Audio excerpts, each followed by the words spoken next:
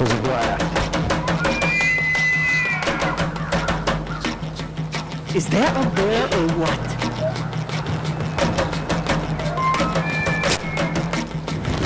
Look at the size of this bear!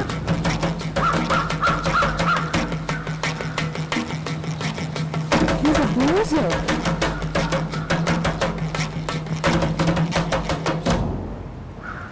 We're back. It's another season with Vicki and I and the Archer's Choice Tango Hunters. What are you I'm doing? so proud of you. Why? Because you finally got it in the right order. What are you talking about? Vicki and you.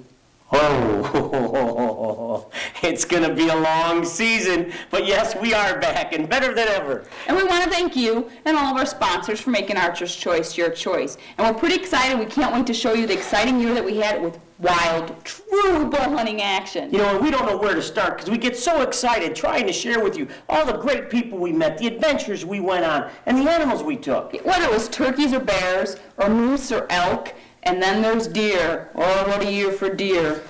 Deer. Deer. Yeah, deer. When it comes to bow hunting whitetails, one of my favorite places to go is Colorado. And I was fortunate enough to draw a tag last fall. Now, when we're hunting near Lamar, you were talking river bottom whitetails and big bucks. The buck-to-doe ratio is so close, 1 to 1. I mean, they're always sparring, they're always fighting, and if you wait too late to get out there, they're all busted up.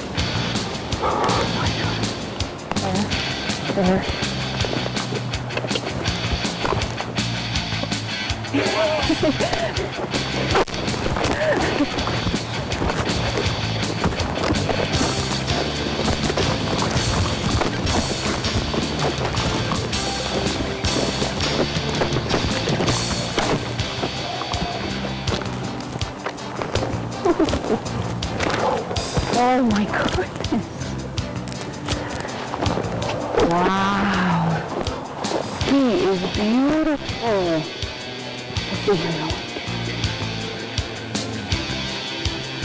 Well, if you are, he's picking a piece of you. Oh my, he's got rubs on his head there. Oh, he is beautiful. Look at this deer. Oh, he's got a darker rack. Welcome back to the Archer's Choice. This past season, we had a great opportunity. We shared with the head of marketing at Hoyt USA a great hunt with Mike Looper. Yeah, we brought Mike came in from Utah. Now remember, he's used to hunting elk and muleys, used to climbing all those mountains, those ridges. Definitely not used to sitting in a summit tree stand. No, he was not in tune to just sitting there waiting for the game. He's used to chasing it. Definitely. But he's hooked on Midwestern big buck action.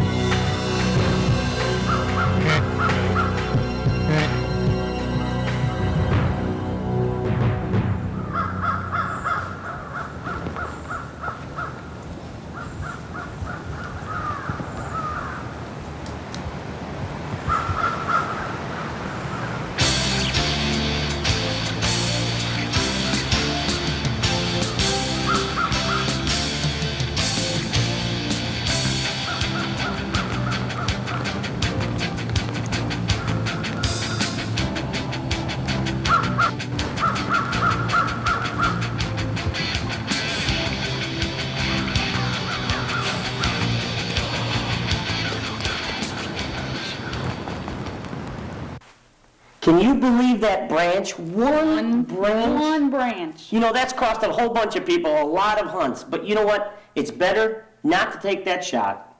And Mike, we had so much fun with Mike. Is Mike a blast or what?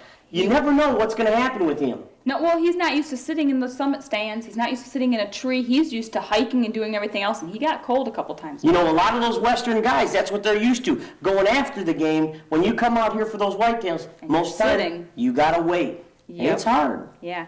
Hey, we'll be right back with more of the Archer's Choice. Welcome back to the Archer's Choice. Vicki, this next hunt is definitely, look at you, you're glowing. It's one of your favorites. Bear hunting. Yep. I love bear hunting. It's the adrenaline. It's the whole come up tree, eat my feet kind of adrenaline pump and rush. You know, it just, you can't. And you were fortunate enough to share that opportunity, that experience with Sean on the ground. Oh, it was a blast. You got to check this out.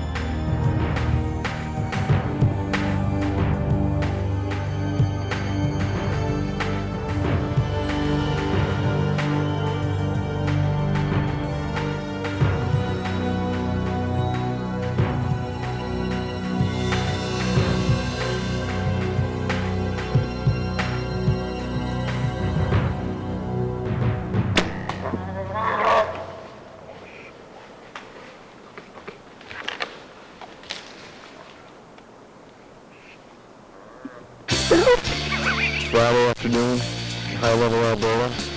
Ralph and I came out here to possibly film me taking this black bear.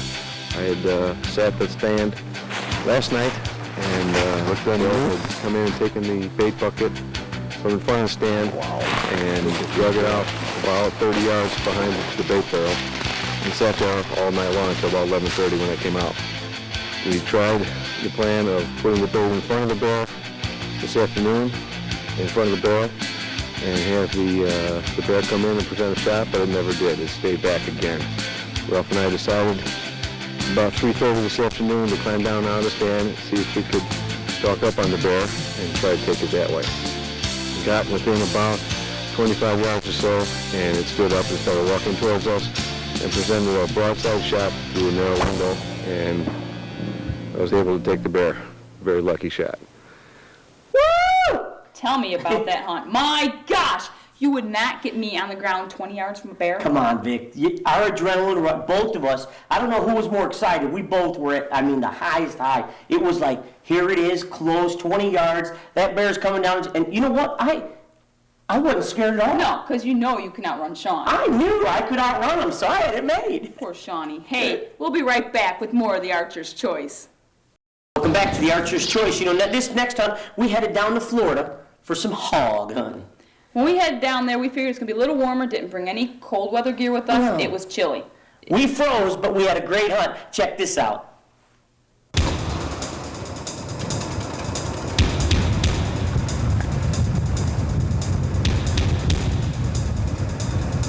In today's society, you know, it's getting a little bit tougher to get a lot more of the newcomers in our sport, especially our wives, our girlfriends, whatever, and, you know, the kids.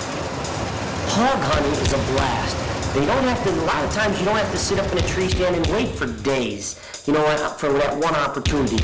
You can go out and make it happen, and making it happen, you know, it's more of an instantaneous type of hunt. You're into action most of the time. So this type of hunting, this hog hunting, is a great avenue for the newcomers to get those families into it. And the other thing is, let's face it, hogs, they ain't the prettiest thing out there.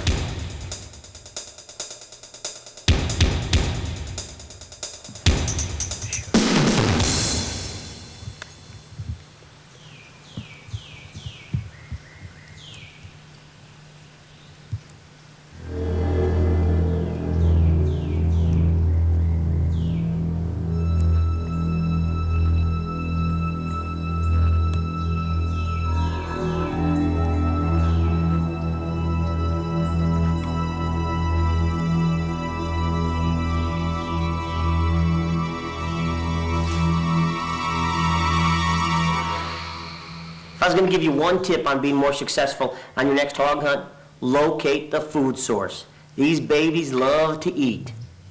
So whether it's going to be a fresh rooting area, we're out in an agricultural field, or maybe even where the farmer's feeding the cattle, or even a feeder, you locate these food sources, those pigs will be there.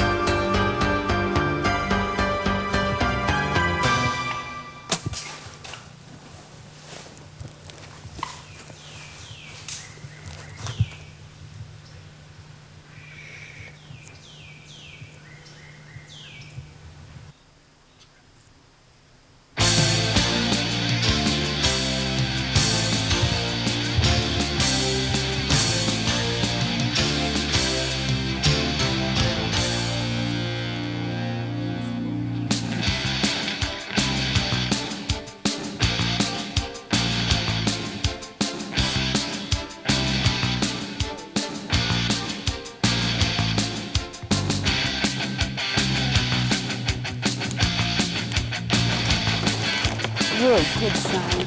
There he is. Right here. Oh. We're down in Florida, hunting the wild hogs. This is my first Florida wild hog, and he's a beauty. Stay tuned for more of the Archer's Choice. Folks, sometimes our hunts go as planned. Most of the time, they don't. This is not a perfect world, and none of us are perfect. And for some, that's not enough. And for that, we apologize. We love this sport, and we want to promote it to every single family member. For this is our goal. We're striving to stop the fighting amongst ourselves. No matter what you hunt with, recurve, longbow, compound, inline muzzleloader, flintlock, baiting or not baiting, crossbow, it shouldn't matter. We are all sportsmen and women, and we all need to stick together. And it's not for us, but it's for the little ones. That's our future. We pray that we can stand strong and stick together so when they grow up, their choice can be the archer's choice. See you next week. Same time. Same station. Right here on the Archer's Choice. Redheads. We love redheads. Are you talking turkeys? Yes. We're talking This isn't about red. We're talking It's about not red. we're talking about springtime. Hoyt bows, double bull doors, Oh, we're our talking- gobbler getters, our okay. demon arrows. Oh, we're Turkey talking calls, decoys. yes, that's what we're Oh, talking- okay. I'm just making sure. Yes, ma'am. There's nothing better in the springtime when you're getting all set up and all of a sudden you have that big old gobbler, that big old Tom coming in, he's full strut, and you make that perfect shot. That is an awesome feeling. We've gotten some incredible redhead action coming your way.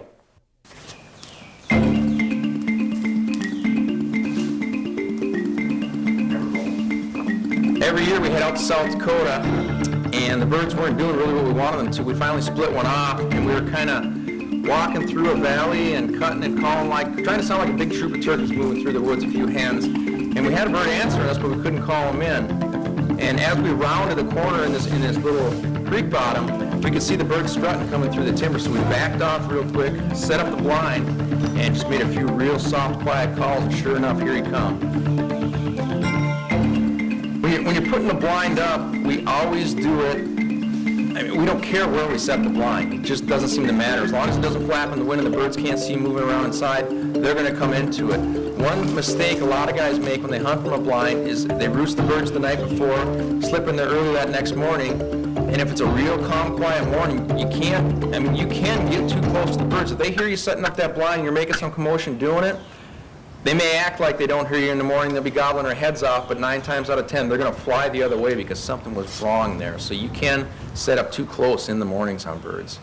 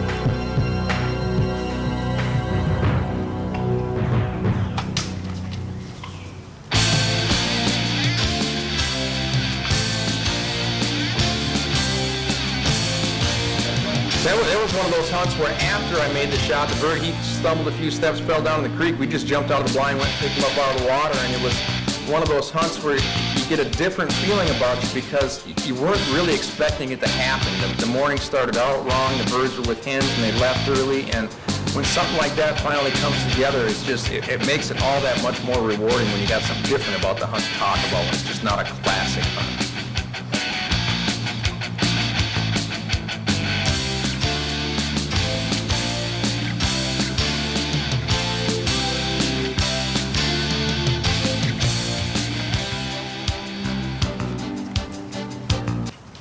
I could even hear that. Oh, yeah. And then all of a sudden you see this big fan just coming around the corner, you know. That was one of those birds that was just, he was committed. Oh man, he was, yeah. I think he'd have walked right to the blind. Oh, yeah. I came in full draw, and Dave goes, no, wait. They're going to come into the decoys. Welcome back to the Archer's Choice. Hey, Ralph, I have a question for you. If I were to dye my hair red, would you pay more attention to me? Probably during the springtime. Oh, he's funny. Hey, this next hunt, we're going to take Heath, our producer, and we're going to take him back out. He's going to go hunt his own redheads. Oh yeah, he's gonna have a blast. Check this out. Getting lucky. One of the best tips that I can share with you is when you're bow hunting turkeys, set your decoys very close to the blind. I'm talking 5 or 10 yards. What happens with a turkey when they're approaching decoys is one of two things. They're either going to hang up 20 yards outside the decoys, well, that's still going to give you a 25-yard shot. The other thing is if they come into the decoys, then you've got a 5-yard shot. So always put your decoys close to the blind, and try to, if you hunt over Jake, try to have him facing the blind, so if that big Tom comes in there and wants to make eye contact, he's actually turning his back to you at less than 5 yards.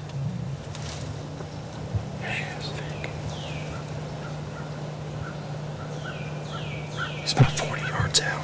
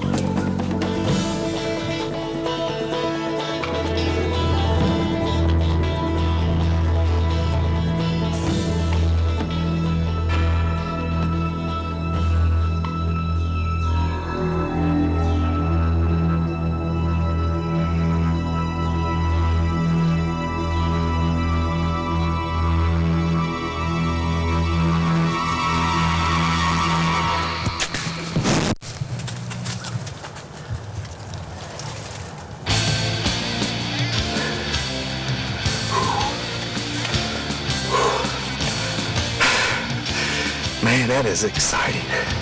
High five. Woo. That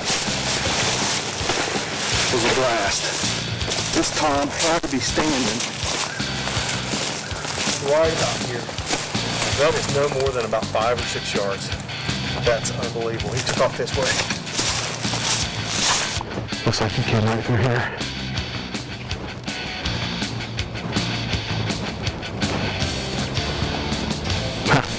Right here now. Look at that. That's some good sign right there. Definitely a good sign. He couldn't have, there are feathers on there. He definitely couldn't have gone too much farther.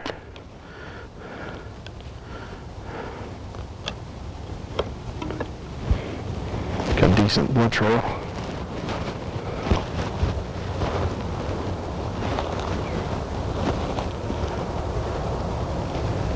This has got to be one of my best hunts ever. Whew. My first turkey with a bow. He comes strutting in, you saw him, right into the buckwing decoys. We had that string attached to his tail, giving him some action. Whew. That double bull allows you to get close and get real personal. Unbelievable. Man, oh man. Hi, welcome back to the Outdoor's Choice. Hey Vic, I heard you had some really good turkey action down in Tennessee. I did. Check this one out.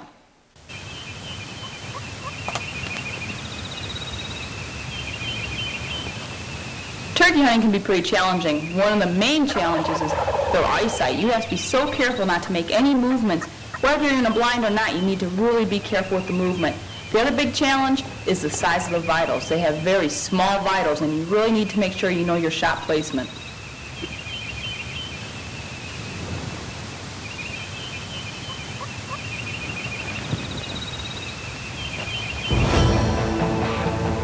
There's a lot of excitement when you're turkey hunting, and it's not all if you're able just to take a bird. A lot of the excitement is getting into those areas, finding where they're roosting, doing the calling, having them responding back to you, and then actually coming to you and into your shot area.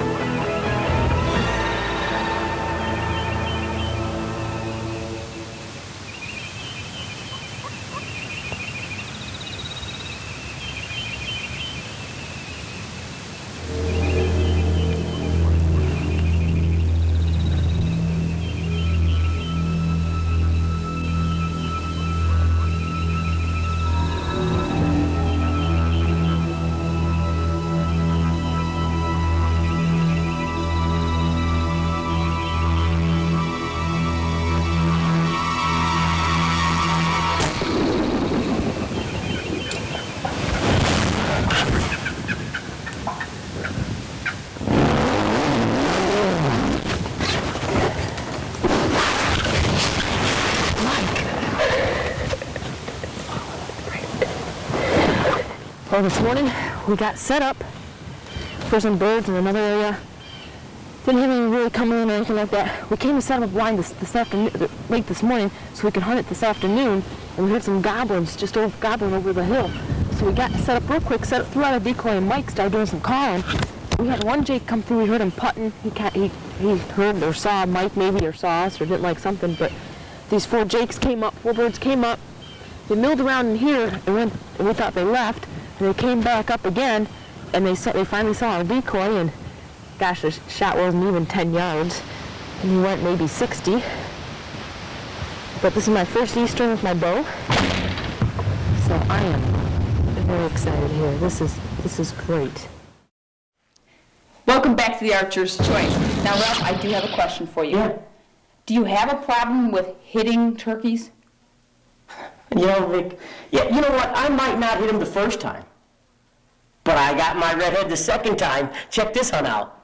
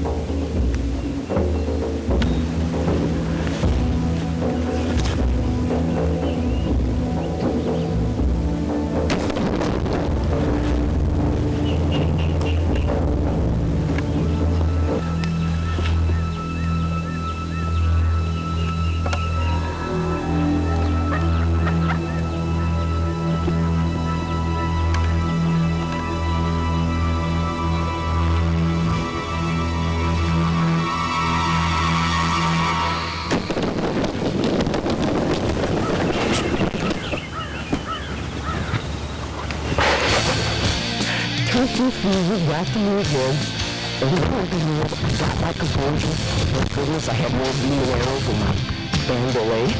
And hey, look at this. This bird didn't go anywhere. Unbelievable. What a gobbler. I have my lucky white gym shoes on. Because we're in the blind. Look at that bird. Look at the spurs. Oh, baby.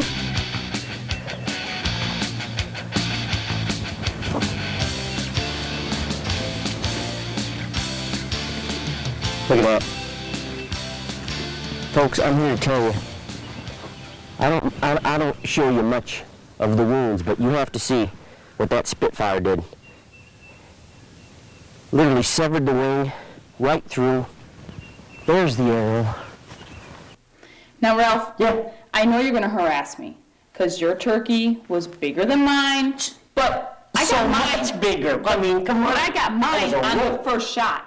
Vic, that bird, my bird came in so close, so fast, that I tried to shoot him away, so I had a better shot at a little bit of distance, because it was like heat shot. I didn't want heat shot. I wanted a farther shot. I wanted it more You know what? challenging. I don't have my boots on, and we need to close the show. Hey, folks, we hope you enjoyed this week's show on bow hunting redheads. And remember to come back next week at the same time, Same station right here on on the Archer's Choice. Welcome to the Archer's Choice. Last week we had so much fun showing you some of that bow hunting action for spring turkeys that this week we're at it again chasing some redheads. We got so much footage last spring that we had to make a second part. Because we love chasing those redheads. And he is still talking turkeys.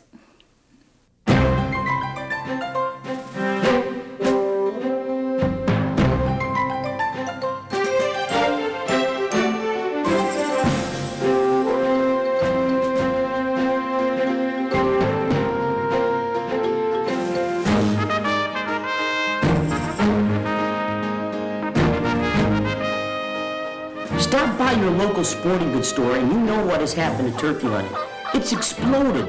With over 2.6 million turkey hunters, turkey hunting remains one of the fastest growing types of hunting today.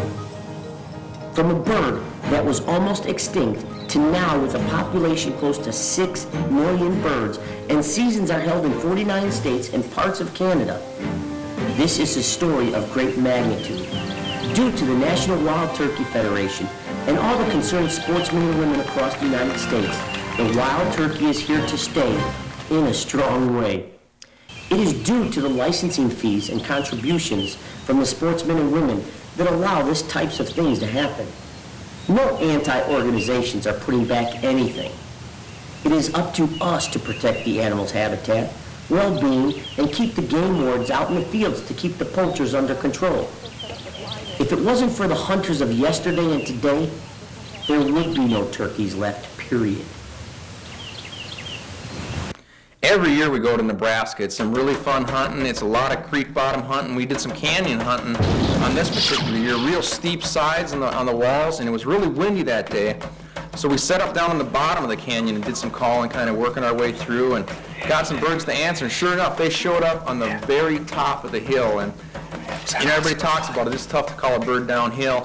When those birds made the break and started coming down that canyon wall, I thought it was some kind of god on the call or something, but it was not the case. It was just one of those deals where we actually had a hen had slid up behind us, behind the blind, and she was just feeding around right there with us, and that was enough to bring those two gobblers down the hill.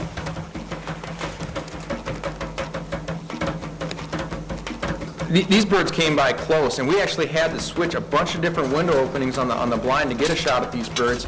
When I drew back the first time, I was a little off balance. Actually, my arrow actually came off the rest. I had to let back down again, get my arrow repositioned, come to full draw again, so when the shot initially should have been a 10, 12-yard shot, it ended up being probably closer to 25, and it's when the bird went down, that was one of those hunts where it was just a huge sigh of relief that after being so close, thought the hunt was slipping away, it came to fruition, and it was a successful hunt. Hurry up, the back line.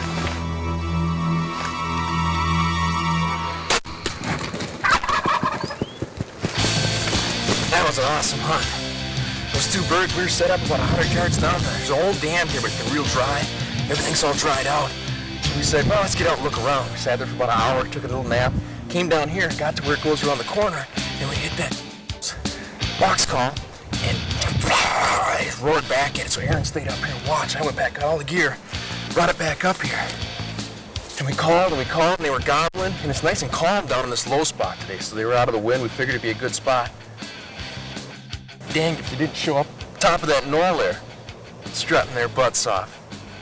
It would have been a pretty shot, but we were hoping they'd come down. Then we had another tom come through right in front of us. And we waited and waited and waited. Finally, they came down the hill. They were probably, I'm guessing, 6 or 7 foot from the blind at one point. Welcome back to the Archer's Choice.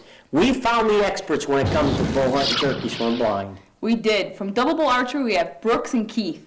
They are unbelievable with their knowledge.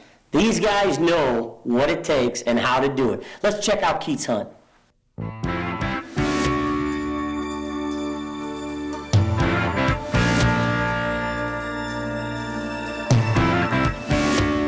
You know, people have different experiences and beliefs calling in a turkey. Just kind of try to listen to that turkey and understand it. I use a lot of slates and a lot of diaphragms. Brooks uses a lot of box call. But what he does is he's not just firing away yelping crazy on that box call. He's doing a lot of purrs and clucks.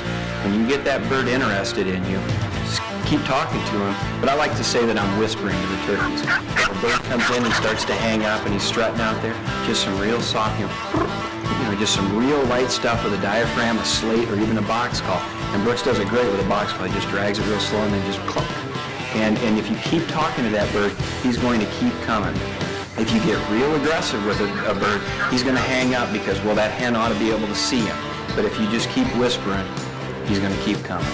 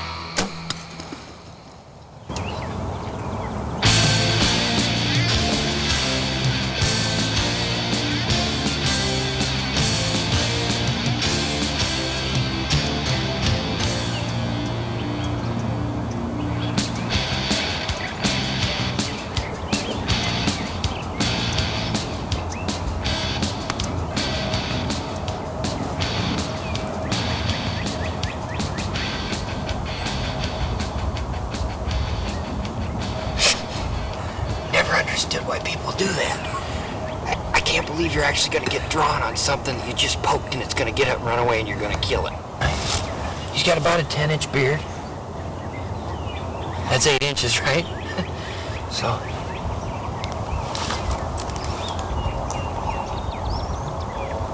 Beautiful. Beautiful. Man, that was a fun morning. We had 6 longbeards at less than 10 feet right up here on this green grass, probably only 10 foot wide. We put Jeff Schmitty out here in the field so that he could film us.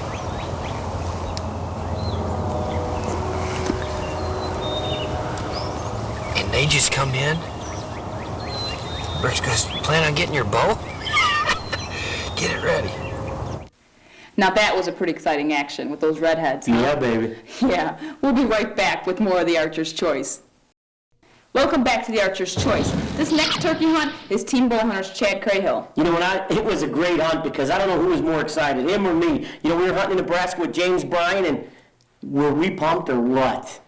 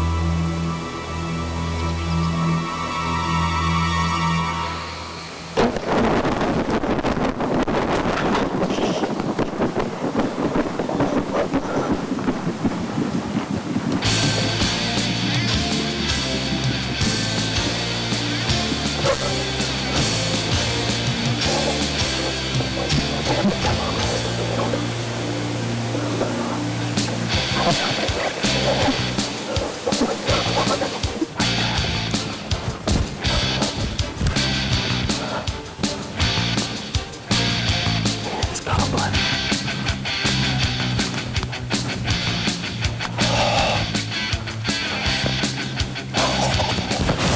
Yes. Oh, man. What a bird. Holy. Look at that. Oh, those are beautiful, beautiful, beautiful Merriam. Oh. First Merriam with a bow. It's mature, at least he has a mature fan.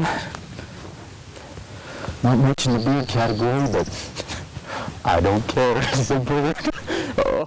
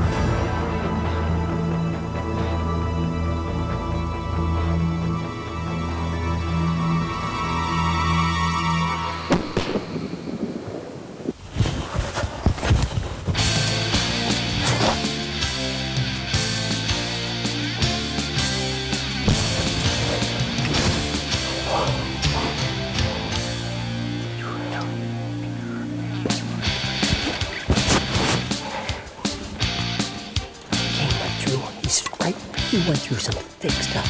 There's blood here. I'm dangerous. Here. Blood. Blood. Blood. Blood. Oh, there he is, right there. Check this out. Oh, baby. What a gobbler. Check this out. Spitfires, baby. Good beard, good mature beard. Hot dog. What a hunt. Once again, we're up here with Gobbles and Grunts, James Bryan in Nebraska, hunting Merriam turkeys. We have had an incredible, incredible few days. If you guys are looking to try and complete your slam or get another species of turkey, these Merriams here with James Bryan, they're unbelievable. We got double bow blinds set up all over. We have activity coming out the yang. This is the real deal. What a bird. Look at that. Oh man, what a bird. We hope you enjoyed all the great action that we had hunting those redheads. Yeah, those redheads. And Ralph, I just want to let you know Yeah. that if I ever find you chasing any other redheads besides a turkey, that's the end of you. So stay tuned. Come back next week, same time. Same station. Right here on the Archer's Choice. Welcome to this week's Archer's Choice. And this week, we are bearing down once again up in Canada because we're doing what Vicki loves to do in the springtime, and that's bear hunting. There's something about hunting bears. Instead of turkeys or deer, bears climb tree stands. They have a little bigger teeth, too. It's an adrenaline rush, and we were up there with Wolf Creek Outfitters and Bob Irvin once again and had an awesome hunt. The bear man himself. The bear man himself. So, you know what? Let's waste no time. Let's go bearing down once again with Wolf Creek Outfitters.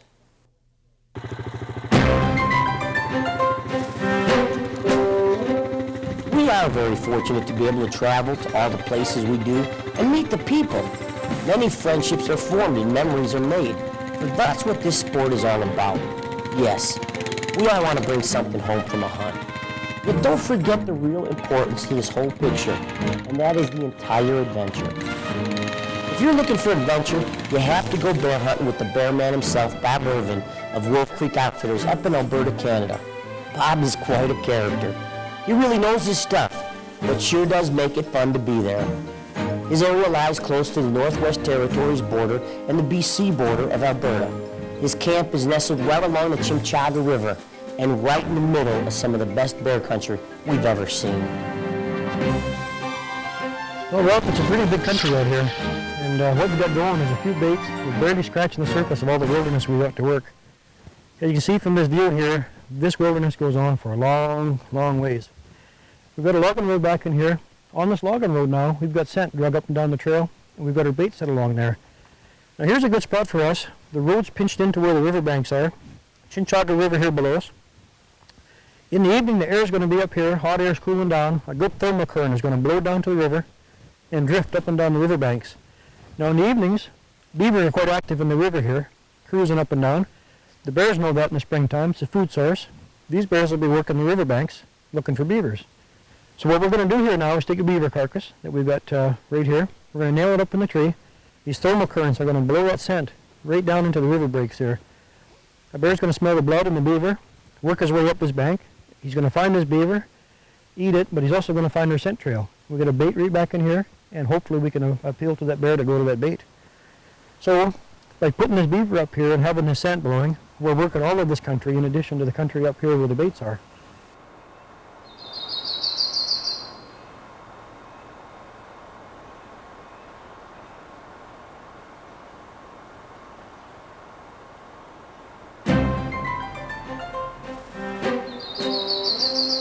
We believe many of these bears have never seen any hunting pressure, and if you know what you're looking for and are willing to wait, you just might have a chance at a big black bear. It may take all day to get some of these remote bait sites.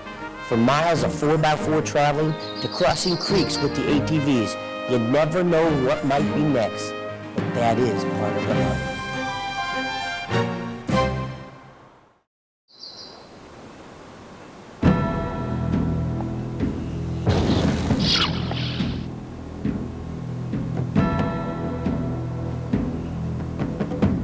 We're very fortunate that we're able to go to a lot of spots that have big bears.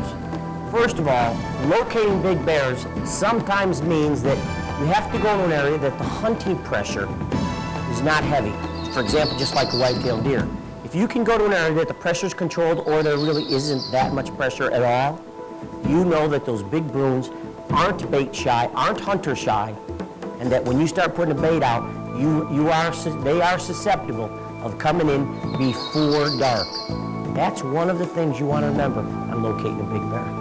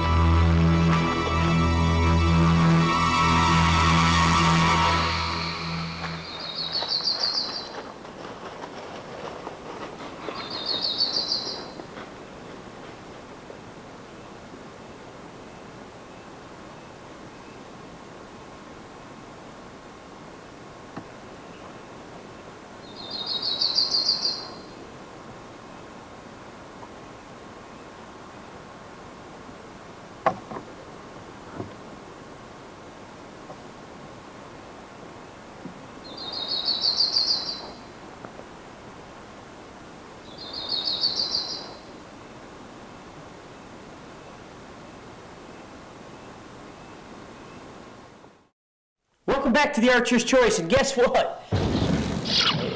It's her turn. It's my turn to go bear hunting, and guess what? I shot the first bear. Yeah, wow, cool. I'm happy for you. You ought to be. Do you have a problem with this? No, Vic, I'm really happy for you. That's great that you shot another bear and I didn't right then. But hey, what are you gonna do? That's right. Check this hunt out.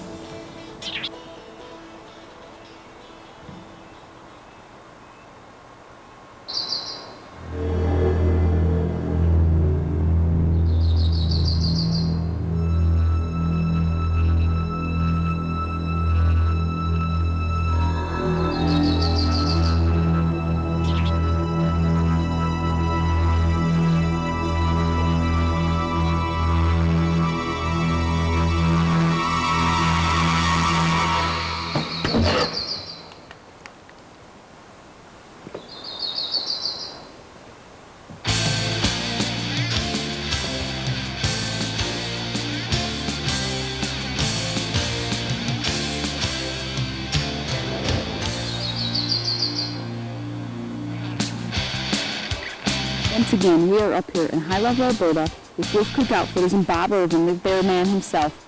We have had an unbelievable trip up here. Again, I've got a beautiful bear. He's got a big white blaze on him. He came right in. We saw him coming in.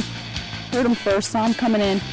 Came, he sniffed around a little bit, came around the bait, went in, grabbed a piece, ran off. And then he came back, and I waited for him to present me my shot. Finally gave me the shot I was looking for. I shot. I didn't think it was that great of a shot, but he ran to about here. He didn't go 15 yards from me. Well, you know how it goes. I did it again. Yeah. Congratulations, Vic. Thank you. It was a nice bear. But listen, stay tuned because the guys are up next. Welcome back to the Archer's Choice. Yes? What are you always doing behind my back? Absolutely nothing, Vic, but you know what? Is that because you feel inferior compared to my hunting abilities? Cut it out. Well, I shoot bigger bears than you. Not anymore, girlfriend. You think so? That's it, it's over. You think the so? rain once again. Let's let them decide. Check this out.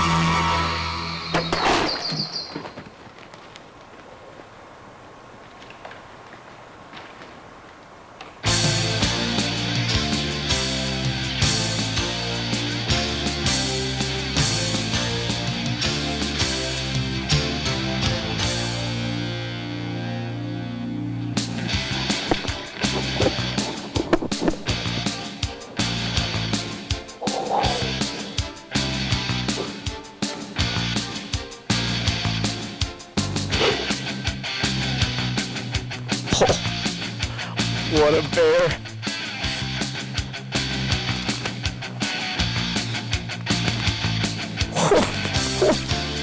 Look at the size of this Alberta monster. Is that a bear or what? Look how wide his head is. Oh, man.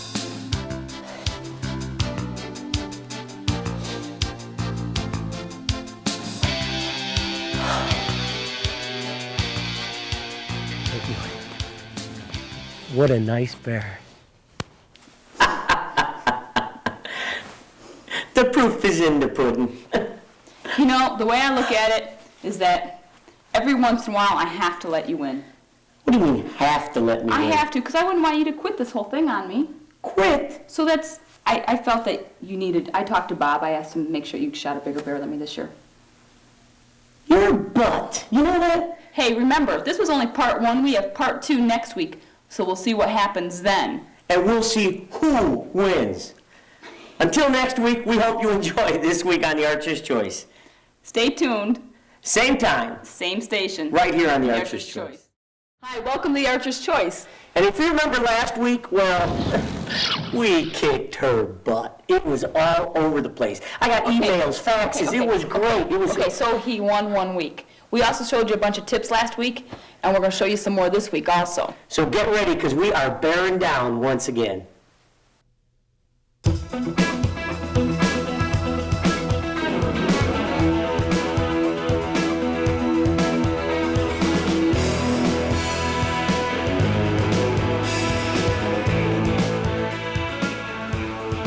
Last week, we shared with you some awesome bear hunting footage, and this week is no different. We're back up and back with Bob Irvin's Wolf Creek Outfitters up in Alberta, Canada. However, this week, we have a very special hunt to share with you. Team bowhunter Sean Gwynn and I put a wild stalk on a big bear. And the Vicster, she goes at it once again.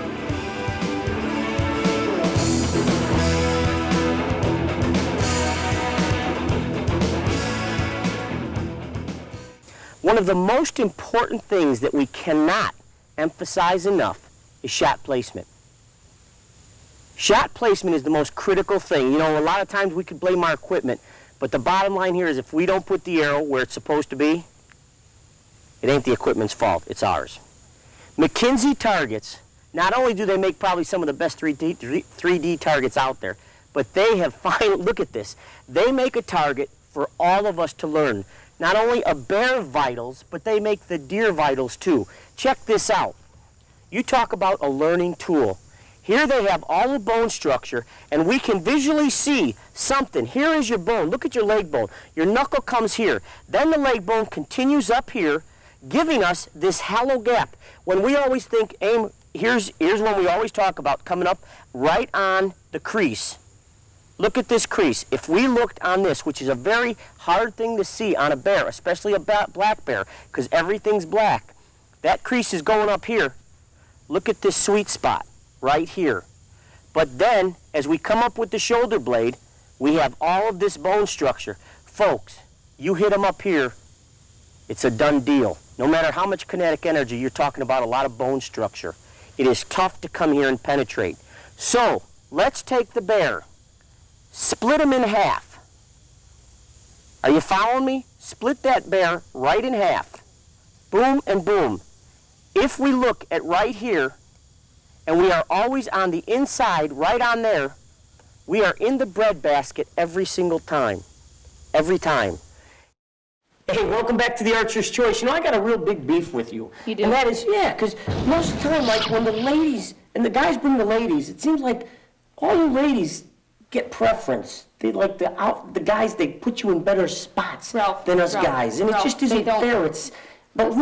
Listen, they don't give us better spots. We're just better hunters than you guys. Squaring bears is a pretty simple process.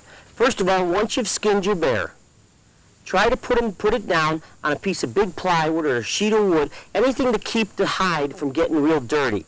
Stretch him out, and don't overstretch him, that's cheating. Take a ruler, measure from the nose to the tail. That's one measurement. From that claw across to that claw. take those two measurements and average them, and that's about what your bear squares. It's that simple.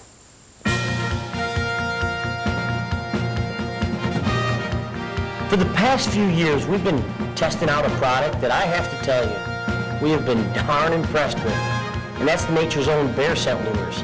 Let me tell you, in a lot of areas, as we're getting more restricted on using certain types of baits or whatever, scent is going to play a big part in our success, and it's going to continue on for a long time to come.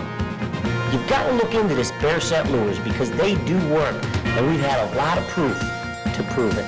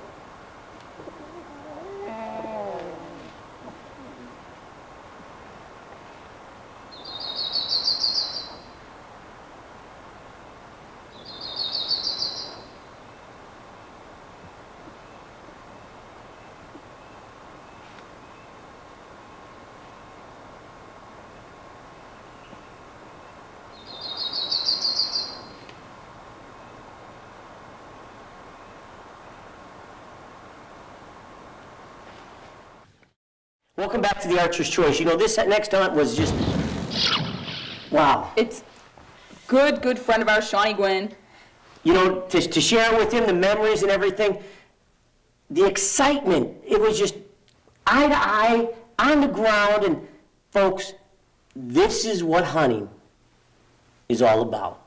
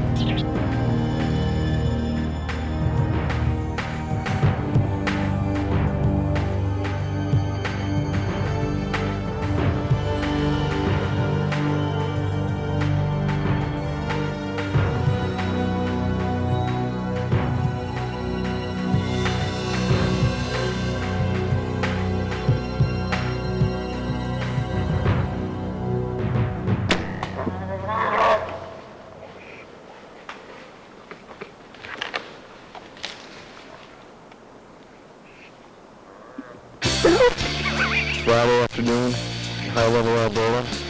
Ralph and I came out here to possibly film me taking this black bear. I had sat the stand last night and looked on the had come in and taken the bait bucket from in front of the stand and drug it out about 30 yards behind the bait barrel and sat there all night long until about 11:30 when I came out. We tried the plan of putting the bait in front of the bear this afternoon, in front of the barrel, and have the bear come in and present a shot, but it never did. It stayed back again. Ralph and I decided about 3:30 this afternoon to climb down out of the stand and see if we could stalk up on the bear and try to take it that way. We got within about 25 yards or so, and it stood up and started walking towards us and presented a broadside shot through a narrow window, and I was able to take the bear. Very lucky shot. Welcome back to the Archer's Choice. Vic, you still haven't done it. You know, it's sad, but it's true. But Ralph, I love my bear hunting. You do. You know, we all do. Bear hunting's a blast, you know, but I'm still in it. Yeah, but check this out.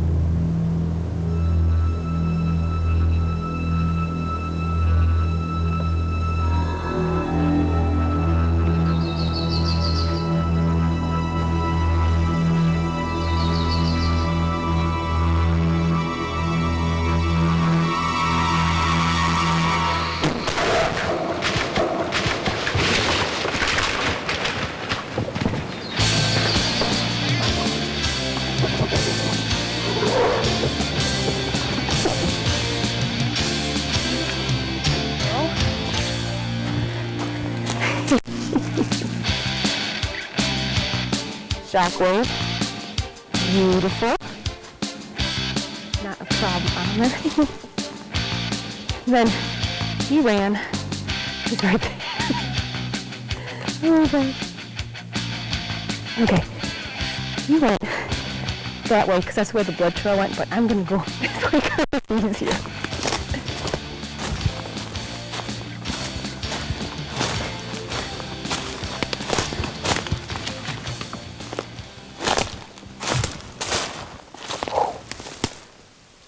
Look at him. He's a beautiful bear. Beautiful coat on him. Oh my goodness. Let's see. Well, he is a beautiful, beautiful bear. He's got a big blaze Look at that. Beautiful. Gosh, he didn't go 20 yards from my shot. I'm shooting a Hoyt bow, Hoyt Hypertech, set at 55 pounds, a beam and matrix arrow, and an MOP Shockwave, which is a mechanical broadhead. You saw what that setup just did. I'm not shooting heavy poundage. It's not needed. The bill is just slightly quartering away. My arrow went in. Obviously, I'm guessing it hit the opposite shoulder bone, because the way he was standing, that arrow came out right away just from the inertia, from the shock of that arrow going through, hitting the other side of that shoulder bone, come right back out. Had instant blood trail right there. I hit him hard and fast. We hope you enjoyed this week's show, and we just want to emphasize that, folks, even though we kid around a lot, she's the best hunting partner I'll ever have. Ditto. And I just want you to remember that I did shoot the bigger bear. Until next week, Same time, same station, right here. on the Archer's Choice. Hi, welcome to this week's Archer's Choice. And we're pumped up as usual, because we are bow hunting elk down with non-typical outfitters once again. Last year we were there, and this year we went back again, and we had a great hunt. So you don't want to miss this week's show, because once again, we're bow hunting elk down with Adrian Romero of Non-Typical Outfitters.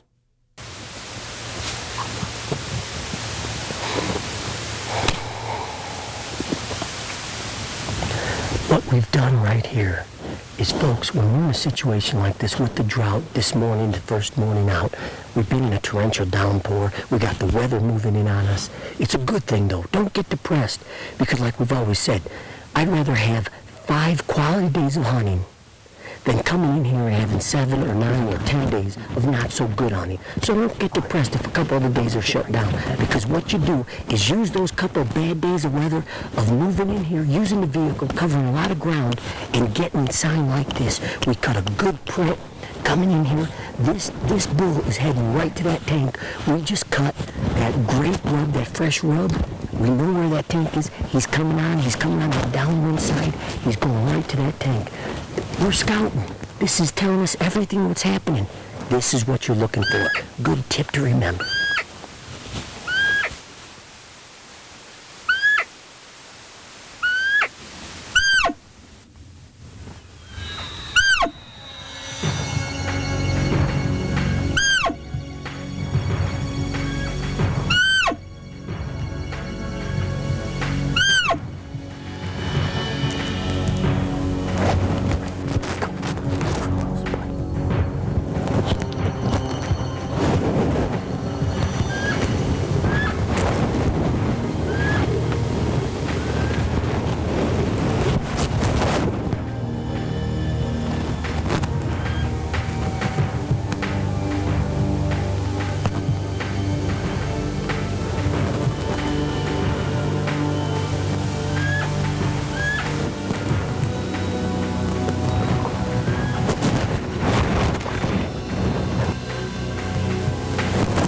Every encounter like that is a successful hunt.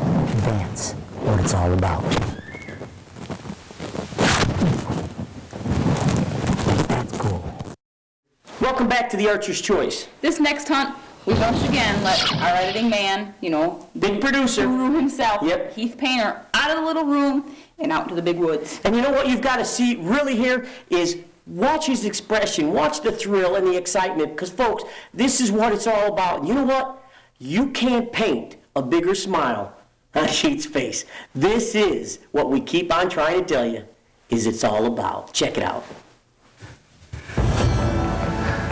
When it's really hot, what you want to do is you want to get on a water hole, set up, make sure that you got your scent covered up. You want to use wafers, spray scents to keep your scent down. If you can, and you can find a wallow that they're using, it's good to get in a tree stand if possible. Get you a nice ground blind. Us at Non-Typical, we have ground blinds on some water holes. We have ground blinds on some wallows. And when it's real hot and it's dusty, they're going to come to the water. And that's been the problem here lately with this drought, is there's just been no water. When it gets dry, though, you got to get on a water hole or get on a wallow, and they'll come in eventually, and you'll get them.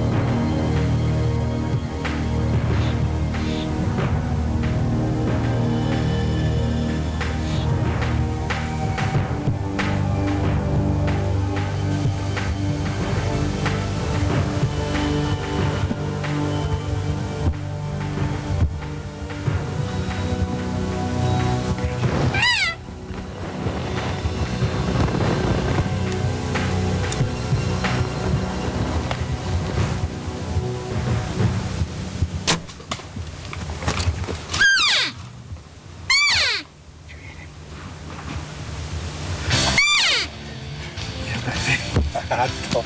Oh, first day of the elk season. Oh my goodness. It's got to be 90 degrees out here. New Mexico. Man, I tell you what, watching that elk come in and water for about, I don't know, 10 minutes, my heart started racing, anticipation started growing. Whew. Oh, I got Jess Moats behind the camera. Good job, man. Good That's job. awesome. Whew. Man, I got Jacob as my guide right there, man. Perfect shot right at 30 yards. My Hoyt Cybertech did its job. We're gonna give him about 30 minutes and we'll go get him. Right. Oh, man. Unbelievable. I know you did.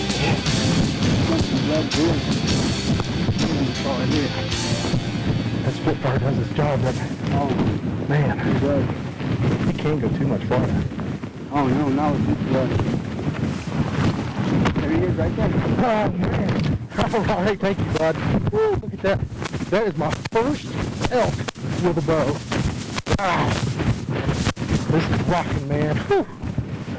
Look at that. A 4x4. Man, look how huge this thing is.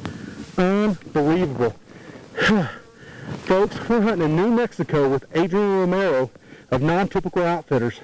And I tell you what, this might be my first day, but we did see numerous elk today. A lot of them were from a distance, but last year we had our team members come up and all of them were successful. So this is unbelievable. The cool thing about this is Ralph and Vicki aren't here yet. I've got a major jump start on them. So this is awesome. A 4x4. There's nothing like bow hunting. Cool.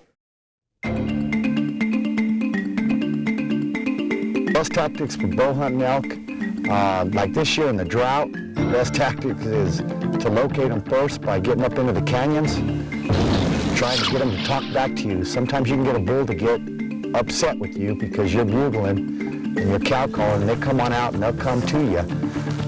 If it's not a drought season, then it's pretty simple. You just bugle. When they answer, you got them located, you move in on them, cow talk to them, they come to you, and you get them as close as you can and drive that arrow home. To me, bow hunting is the only way to hunt elk. I know a lot of people like muzzleloaders. They like to take a rifle out and shoot them at 1,000 yards. I personally like to smell them before I shoot them, because if you smell an elk, then you know you got him close enough. Right there. There's the girls right there. Anchor bulls right above them. Okay? Go set up maybe 20 yards in front of me, and I'll start calling from right back here. Okay. All right? You got it. Okay.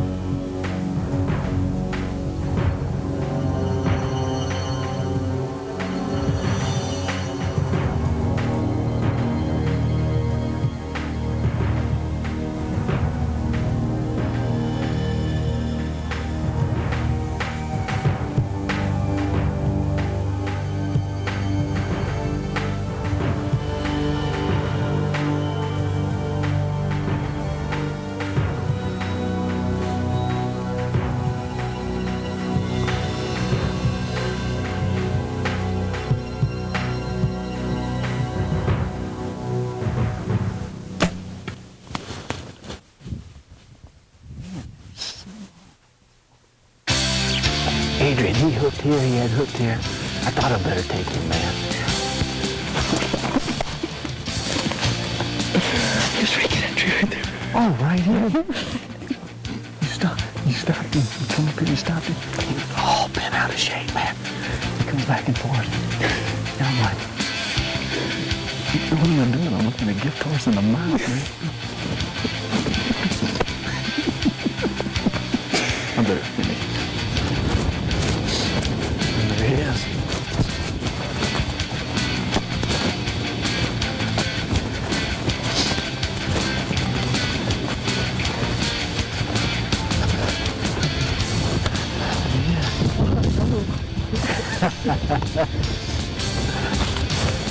All right. Thanks, Adrian.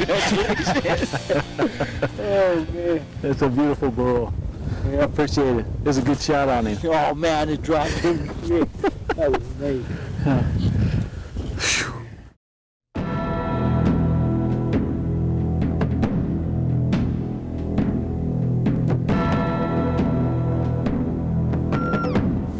In New Mexico, we have several areas where you can hunt bulls. Some areas have more bulls than other. Some areas have higher quality bulls than other. Here where we're hunting in northwestern New Mexico, we have a high density number of bulls. Our average bull is around 280 to 300. Every now and then you'll get lucky, you'll bust out a 350, 360 bull. But in this area where we're hunting now, our average bulls run about 280 to 300. If you kill one over 300, then you did really, really well. 300 bull that's a big animal. If you never hunted one and you see a 300 bull, you're gonna know it, because this rack is gonna be something like you ain't never witnessed before.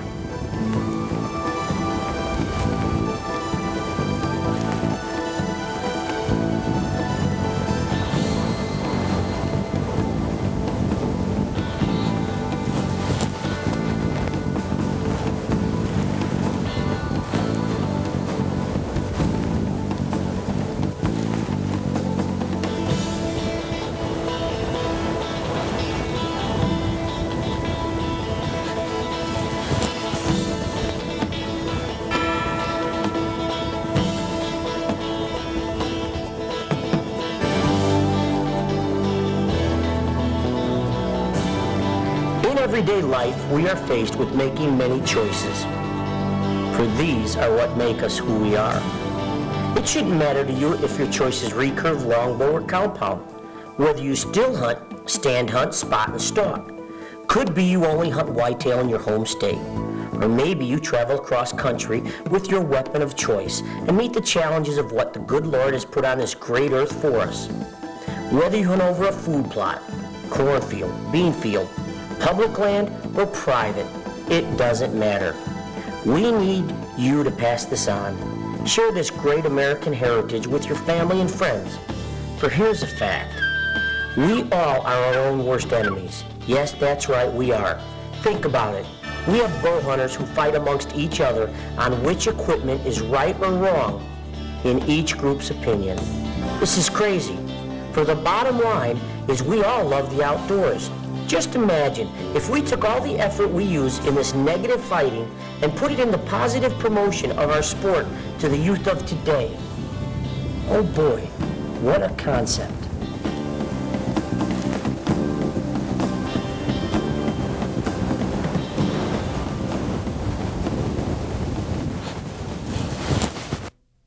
Once again, Adrian Romero and Non-Typical Outfitters really panned out. They did an excellent job. The weather wasn't the greatest for us, but everything seemed to work out pretty good for Jess and Heath. We want to congratulate those guys because both, as you saw, that's what it's all about, the adrenaline rush, the excitement, and sharing it with your friends and family. That's this. Right, and it doesn't matter whether you go home with an animal or not. It's the memories that you bring home with you. So remember, come back next week, same time. Same station. Right here on the Archer's Choice. This week on the Archer's Choice, well, we're back in southeastern Colorado, bow hunting river bottom whitetails. And well, guess what happened? What? I drew a tag and Ralph didn't. Don't that just figure? Vicki draws, I don't, so guess what? I'm in the back paddling, filming, doing all the work, and the way it should be. Keep paddling, Vic. Just keep paddling.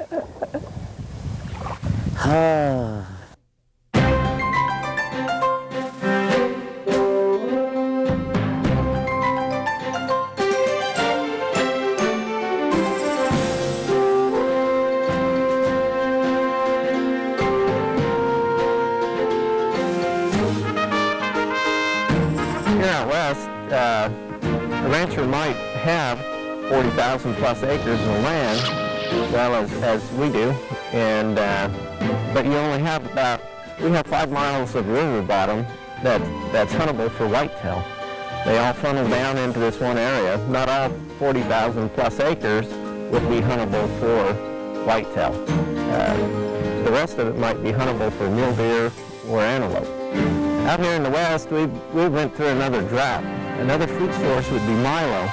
Milo, in this case, the berries themselves is what the deer are after. Just as in the corn, you know, they'll come in and they'll rip that corn apart, and they really love that corn.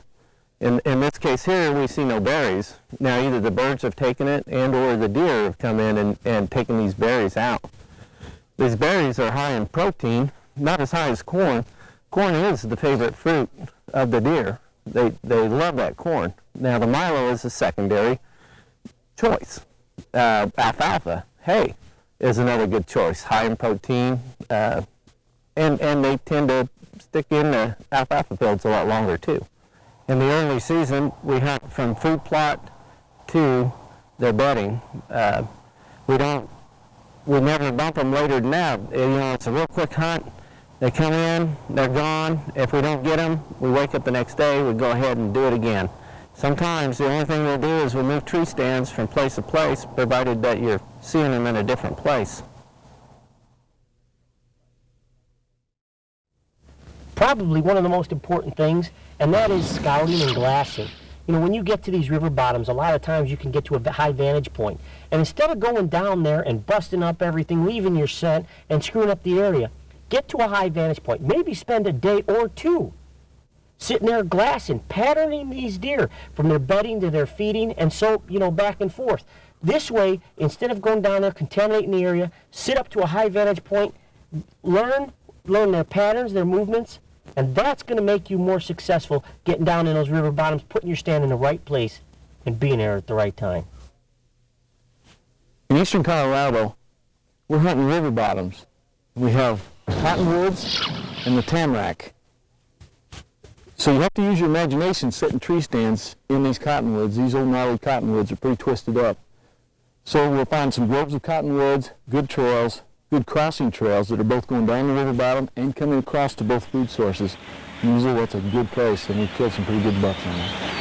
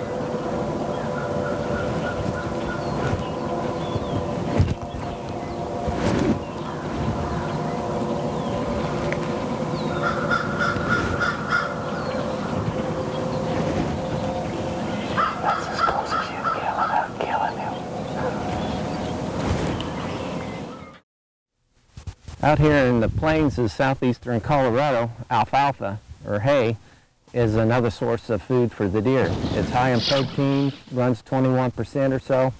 The mule deer will tend to come in off the sand hills and come on into the hay fields for high protein food. And as we're along the river, they tend to come out of the wooded area or out of our cottonwoods and tamaracks to graze on the alfalfa hay.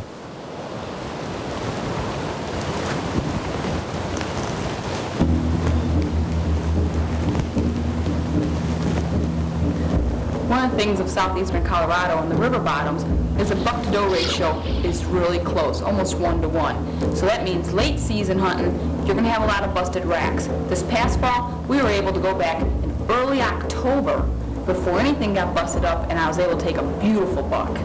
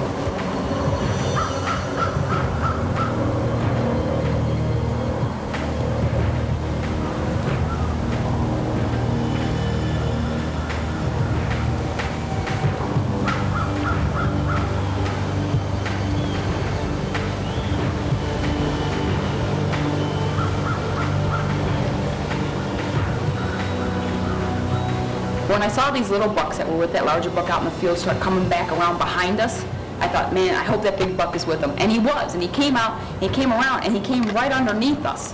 And there was nothing I could do. I couldn't take a shot. He didn't present a shot.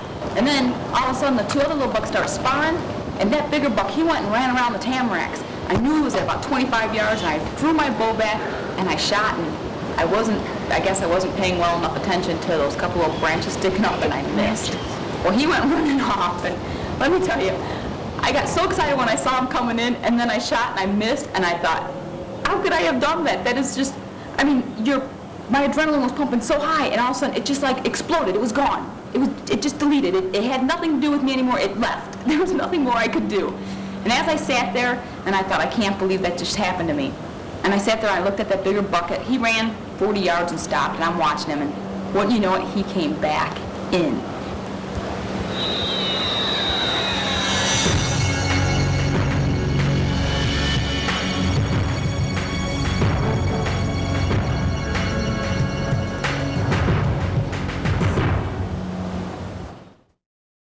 Welcome back to the Archer's Choice. And now, it's my turn.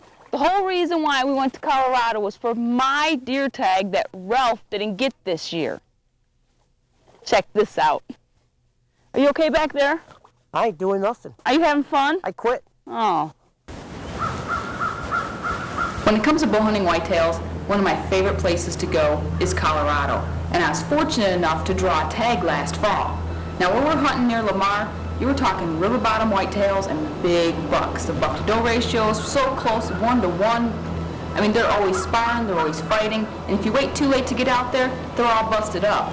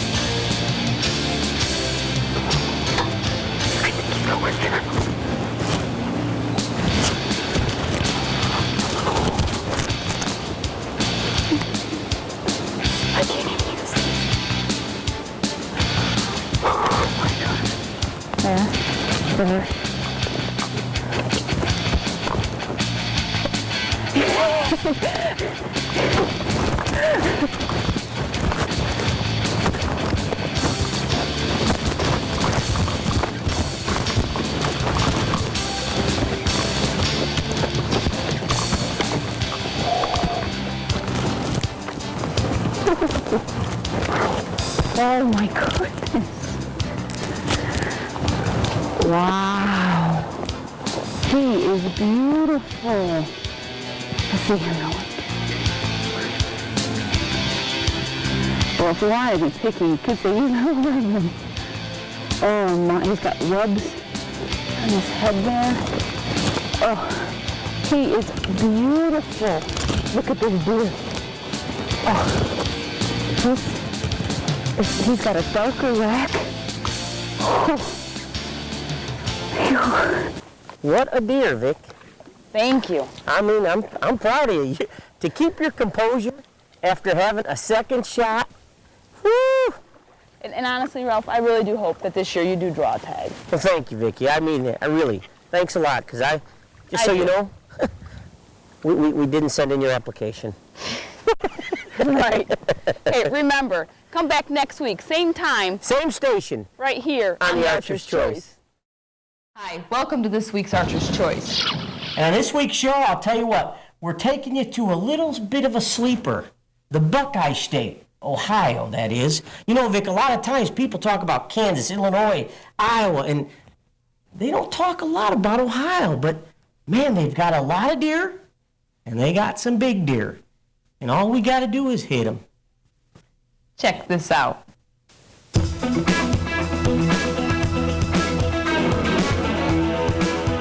One thing to keep in mind when hunting hill country, ridge tops are a very good place to hunt because you can count on the wind. If you have a west wind and you're on one of these oak ridges, you're going to get a west wind. Your scent's going to travel out over the mountain and probably not affect your hunting area.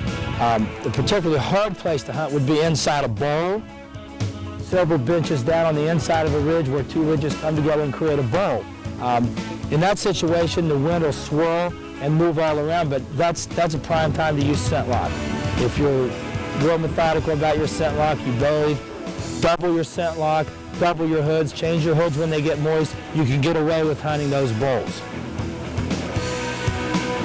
There are states that get a lot of publicity about their deer hunting. For example, Illinois, Kansas, Iowa, and boy, everybody rushes there, trying to draw tags, wait on the phones for first come, first served basis tag allotment programs, and that's okay. But then, there are some of those sleeper states. States that you could buy your deer tag over the counter, no hassles, no waiting, and have just as good or even better hunting than those big name states that everybody keeps writing about and rushing to. And the big Buckeye State is one of these sleeper surprises. Yes, Ohio is a state that holds some of the biggest bucks in this country. And deer, if you're looking for a lot of whitetail action, we found it. From ridges to fields and everything in between, this state has it all. And if they're at the right time, you just never know what monster might walk right down your trail. The only problem is, we have to hit them. And that, my friends, is sometimes easier said than done. So for money, you'll keep hunting those hard-to-draw states, and us, well, we'll be taking our crew back to the Buckeye State each and every year, for we know what this sleeper state has to offer, and we're going to take them up on it. Now this next hunt takes Heath in his home state, where, well, maybe he got buck fever, I don't know. I don't know, check this out.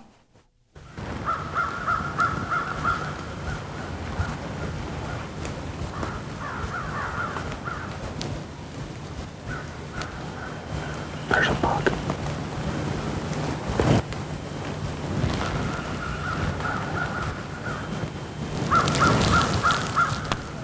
One thing a hunter needs to know when hunting a property is food sources. Where the food is where the deer are. You've got food, cover, water, and in hill country, contour. These are oak ridges here, mostly white oak. That's the #1 food for the white-tailed deer in our area. It's high in protein, about 21% protein, but they produce every other year. So the years they produce, you need to know they're producing and hunt those white oak ridges. If you can find a good flat ridge with white oaks on it with a good number of rubs, that means you've got a buck eating there in the daytime probably. That'd be a great place to set a stand.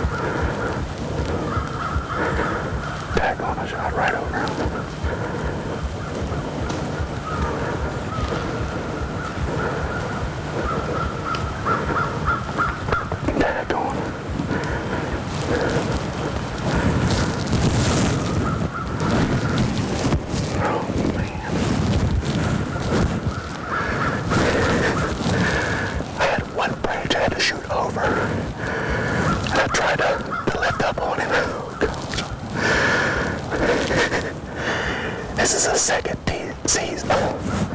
second day. I'm so shook up, man. This is the second day of the Ohio archery season. Oh my gosh. I messed up. I'm gonna step up here and get this arrow. Oh man, what a morning. Still kind of chilly. Right there's my arrow. Folks, come here, check this out. I'm shooting a Cybertech with a beam and arrow, a Spitfire broadhead. Come here, check out this penetration. Boy, come on. Oh man, look at that. That's some serious power right there. Oh man, it's a good thing I didn't hit that deer. I tell you what, with that much power, I'm liable to blow him right in half, but oh man, what a morning. He came in after a 26-yard shot. Right there's where he made that scrape, but there's that tree I had to shoot over. I'm not making excuses, but okay, yeah I am. But anyway, Ralph and Vicki, you've messed up before, and I'm sure this is not going to be my last, but we had a great morning. It's the second day of the hunt, and we'll just keep rocking and rolling, man. It's happening. So get up in the tree stand this afternoon and see what we can see. I can't believe he missed. Can you believe that? He missed. And then he turns around and says, yeah, I hit a branch. I mean, how weak is that? Have you ever used that excuse? No, I never. Yeah, okay. We'll have to wait and see till after the break. We're in Ohio hunting the hill country. This gives us a lot of good places to hunt, particularly the ridges and benches that tear us down from the ridges to the bottoms. The does tend to feed in the bottoms in the fertile fields, and the bucks come from the ridges down to visit the does. This is an extremely good funnel here because we've got an inside corner of cover coming up and meeting here, which creates a funnel for deer to stay in the cover, and we have a block of cover on this mile-long ridge, probably 300-acre block of cover, and it funnels down to a 75-yard wide bench, a finger of hardwoods that continue, that would take these bucks that are cruising to other areas and other doe family groups.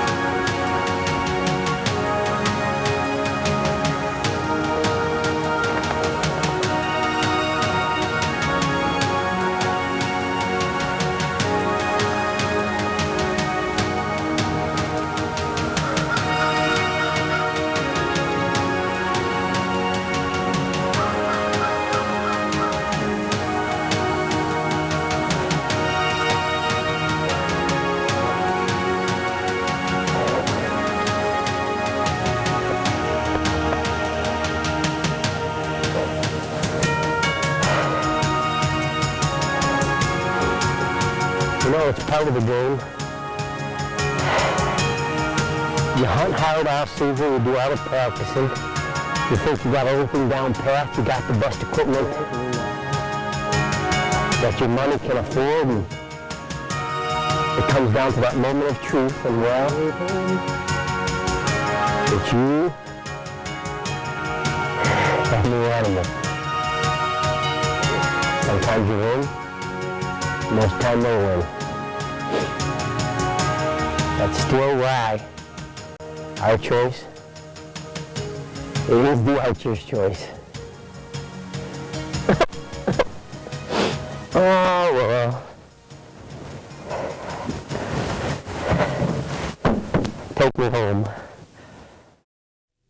If you're willing to put the time and effort in on your property, sweet spots, food plots, green fields, alfalfa, whitetail clover, winter wheat, these things create what we call sweet spots. They congregate does. The does feed there, the bucks come to see the does. This will pull all the deer off your ridges and bring them to one food source. If you can get a visual on good bucks coming out into these food sources early in the season, they'll be fairly docile and they won't change their pattern until the rut comes along. With the visual, you need to set up and hunt it early and hunt it as soon as you see the buck.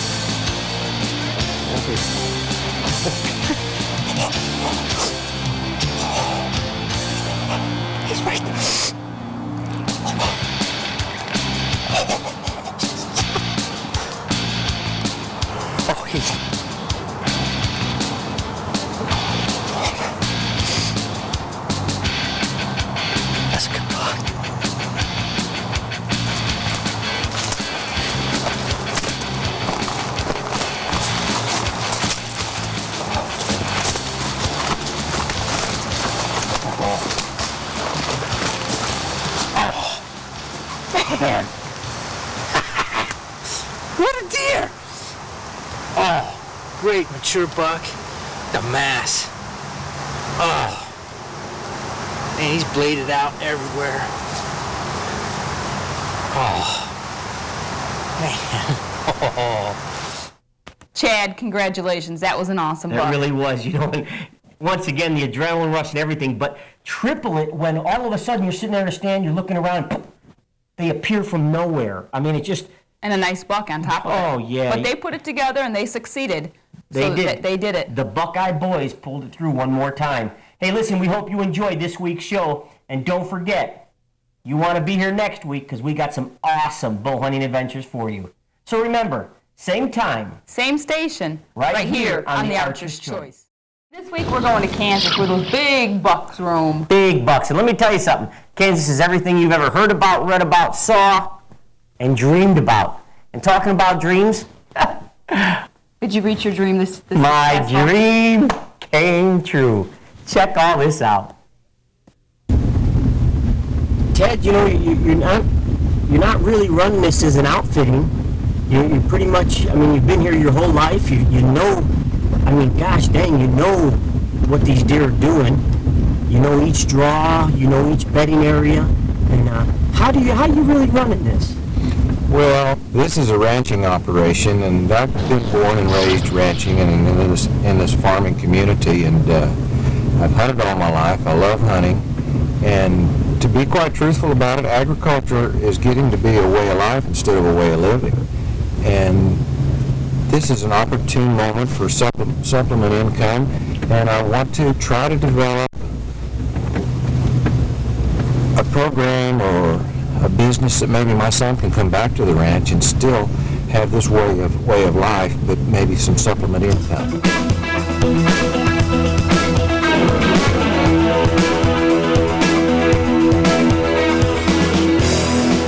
What is it about hunting trophy bucks that drives most of us crazy? We here at Archer's Choice like to call it severe whitetail disorders. Hunting these big boys most of the time will take you off the main trails. You might not see as many deer. You'll sit in stands a lot longer. You'll be willing to face severe weather, rain, snow, bugs, winds, and whatever. But you know that sometime, somewhere, all the sitting, all the stand moving, everything just might pay off, and you'll have an opportunity at one of those big boys of Kansas. You know it takes a certain kind of person who can dedicate their whole season to just shoot that one big deer, and we commend that person. We, on the other hand, love to just hunt deer. And because we are in the woods so much, things just might happen when we least expect it. We are dedicated deer hunters, but we are not trophy deer hunters, and we don't want to mislead anyone watching the show. Yes, we like to shoot big deer. But if they ain't big deer, we're still pumped, excited, and always ready for the challenge. Now, you need to understand one thing. Ralph does actually shoot his buck before I did. But, as we always say, we'll save the best for last. There it is. She admits it. Do you realize she admits it? I have to give him recognition on this one. He outdid me more so that I can only hope that once in my lifetime I can shoot a buck like he does. But in the meantime, let's just sit back and relax and enjoy my hunt, because we did a great rattling sequence. Nice old mature 8-point came in for me. Oh, he was old, Vic, and I got to give you credit where credit's due. I mean, you pounded him. He was a little over 30 yards, and you put that beam in where it needed to go. Check this hunt out. We're in Kansas. Got a northwest wind this afternoon. It's pretty gusty out here. It's supposed to die down to about 5 to 10 miles. They were saying 25 earlier, so hopefully it's going to die down. We're on a main travel route here between the river and the green fields. They've been seeing some bucks in the area. We're hoping that we got set up in the right tree, and hopefully we'll get an opportunity at them right here. Keep our fingers crossed.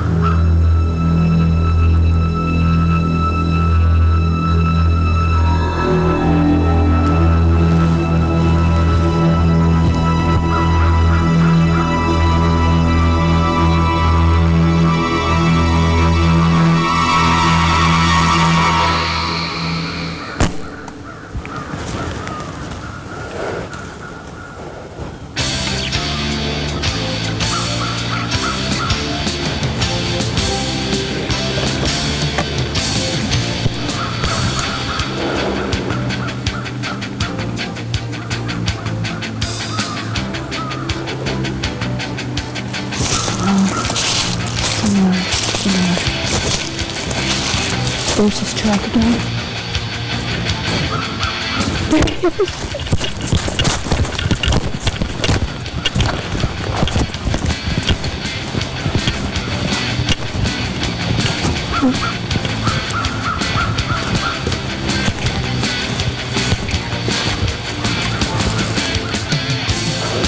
I got next to them done.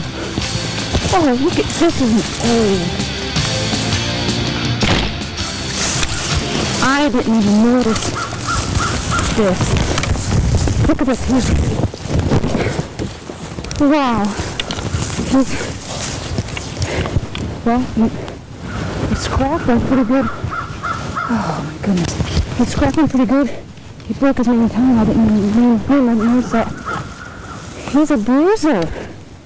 Well, Ralph, I shot an awesome buck. Great deer, Vicki. Big, old, mature Man. 8-point. They said, Tall. yeah, they said he's probably between 7 and 8 years old. I mean, that's an old buck. Great buck to take out of the herd. Great buck to take out of the herd.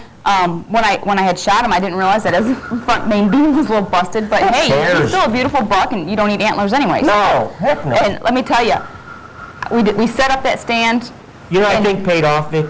Is using your seat of the pants, Yeah. is you were able to lean away, actually use the belt to give you that security to lean that far out, because you had to shoot underneath the limb. I had to shoot under the limb around and the tree. almost behind you. Yeah. I mean, that's the way it was set up. We set it up. Once we got set up that afternoon, we realized we kind of messed up. Big mature bucks aren't going to come out in the middle of the big open green field. First, they're going to try coming downwind of you behind you, and that's exactly what he did. He went between the river and us. Which was narrow. And there was a limb right there, and put my seat of the pants, my safety harness. I used it to my advantage. Absolutely. I mean, you use it for safety all the time anyways, but I did use it to my advantage. After I used it for so many years now, I've just gotten so accustomed having it on me that I was able to lean a little bit further. If I hadn't had it on, I wouldn't have been able to do so. And that's a good point for everybody, and that is get up in your tree stand. You don't have to get 20 feet. Right. Get 2 foot off the ground. And practice. And get your full body harness. Get it, lean and draw and shoot and practice like that. And that's going to make you more successful on taking those shots that just may not be a perfect shot that really never happens. What a buck, Vic. Thanks. What a buck. You know what's really great? What? I know, it's not bigger than yours. I know. Let's not kid ourselves. First of all, you have to be hunting an area that has trophy deer if you want to shoot one.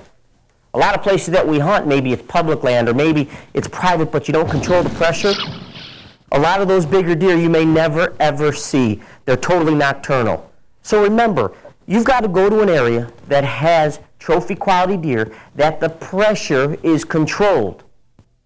That's one of the things, when you see a lot of this footage, whether it's our show or anyone else's, or videos, remember, folks, you're only seeing the best of the best footage. You're not seeing the hours upon hours, could be days, of us sitting in a stand doing this. See anything? No. How about you? No. What time is it? 7:30? Want to go for lunch? Yeah, let's get out of here. That's what really happens. But how many of you want to watch a show or watch a video that we show all that stuff? You ain't going to want to do it. Remember, you've got to be in an area that has trophy deer and that the pressure is controlled so they're not bumping these deer and turning them totally nocturnal. That is the trick of getting into good trophy areas.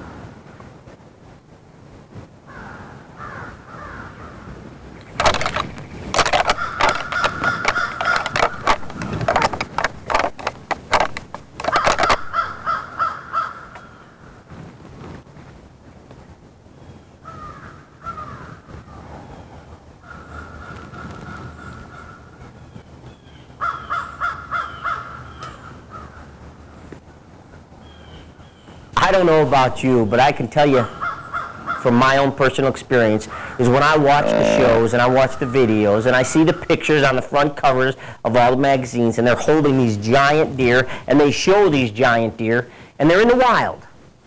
Something about that just gets you so excited. And when I sat there in the stand, got done around after hearing Vicki and we look and I could see this buck coming in, I have to tell you, everything was flashing past me. I mean, I just wanted to get in that zone. I didn't want to look at the rack anymore because that happens to a lot of us is you get so engrossed in looking at the size of the antlers that sometimes, well, we don't make the shot we wanted to, or we miss. And seeing a deer like, whether I took him or not, that was an honor and a privilege to see that animal. Then to be able to have the opportunity. Thank you, big guy.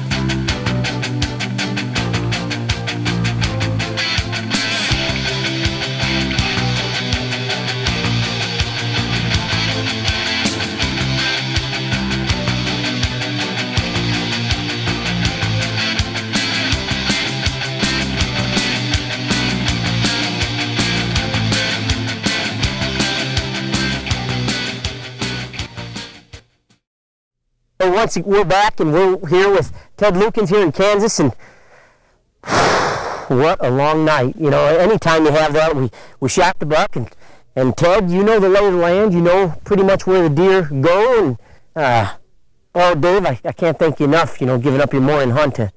It was well worth it once we find him. Oh, Ted, and you know, so let's get on this track and see what happens. Yeah, I want to thank Dave for staying today too, because he was going to head back home to North Dakota. So I'm glad he's here to help. Maybe Thank you. we can go find this deer. Another set of eyes, boy. Woo. I know the lay of the land here, and maybe we'll get lucky and get on the right trail and find this deer. Let's do it. Oh, man. We're going to start from the stand then, right?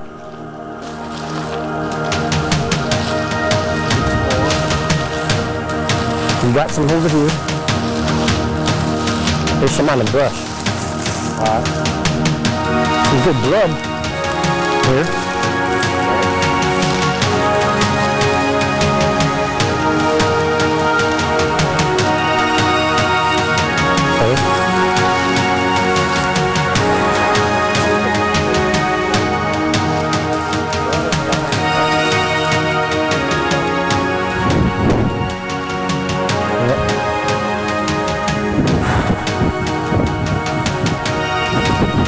Yeah.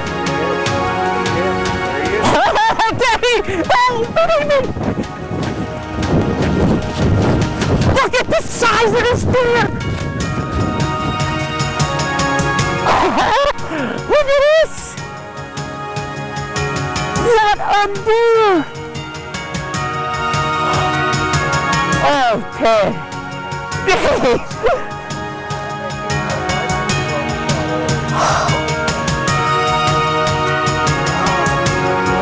Oh, guys, come here, man. Come here. Oh, please. Ted, thank you. What a buck. Oh. Congratulations. Oh, man. I'm so happy for you. I'm telling you what, I can't. Everybody has to understand that. We all have goals. Oh, and one of his dreams and his goals was to actually take a Boone and Crockett buck. With my bow. With his bow. With my Hoyt bow, I mean. In the wild, you know, nothing else around, but just us using our hunting knowledge and our experience, and Ted's knowledge also. Of knowing the area, right. Knowing the movement of the deer. He helped us out because we could have taken a few more days, but the first evening hunt, oh my gosh. I'm going to tell you something, this doesn't happen all the time. I had my first opportunity and shot my first deer at 14 with my bow. And I'm, old. Yeah, I'm old. Yeah, you're old. I've been around a long time and playing this game for a real long time. And the first booner. It could be my last, and I'm still satisfied because we're not really trophy hunters per se. No, but... We love to hunt deer. We love to hunt everything with our bow, but...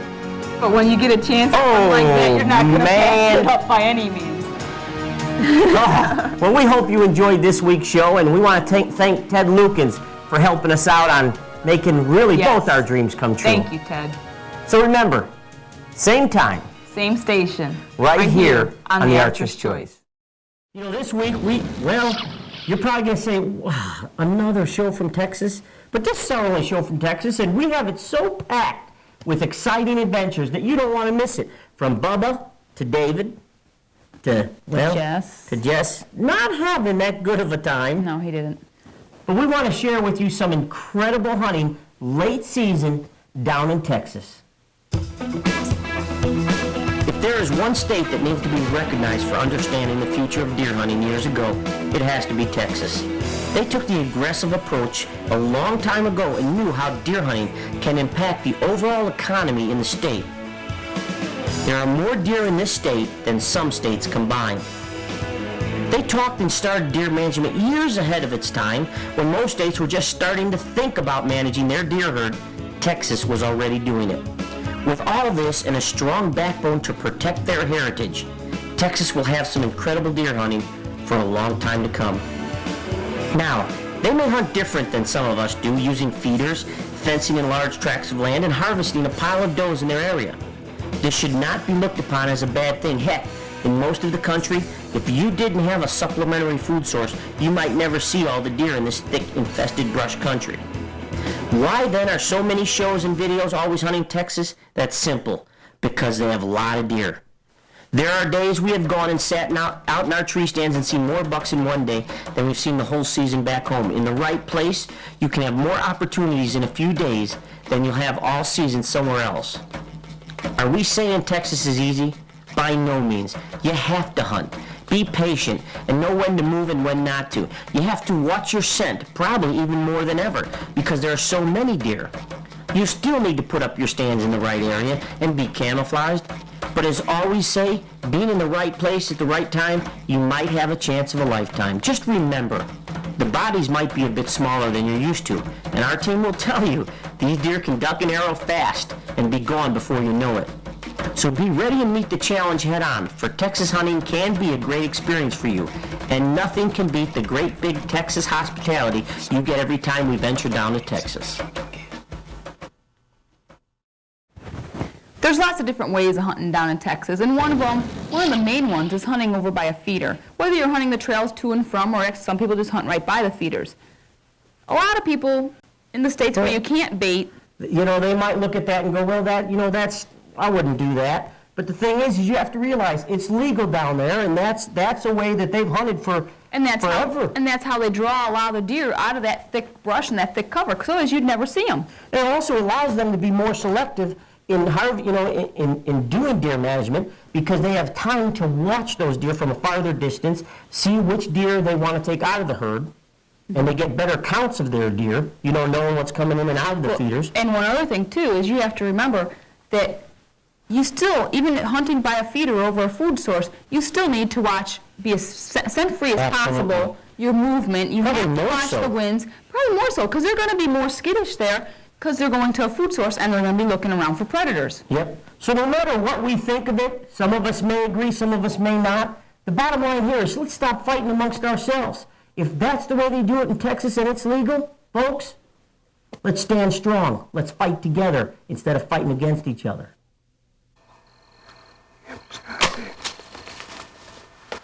As far as equipment, you don't need anything special over what you already have for bow hunting back home whitetails. The only thing we can tell you is, once again, is these deer might be a bit smaller than you're used to. This can throw off judging distance in a hurry, so make sure you bring your rangefinder. If you hunt early season, be prepared for hot weather. We still like to go down there in late winter, when most seasons are closed in the Midwest. When it's cold and freezing back home, it is a pleasure to travel south and be in so much hunting action, you just don't know what to do. But we all know what to do, and that is bow hunt Texas. Also remember, if you're trying to get someone new into the sport or wanting to get the kids in bow hunting, Texas is a great opportunity for all the action, all the game they're sure to see, and get some opportunities. And please remember, keep it fun, exciting, and most of all, keep it safe.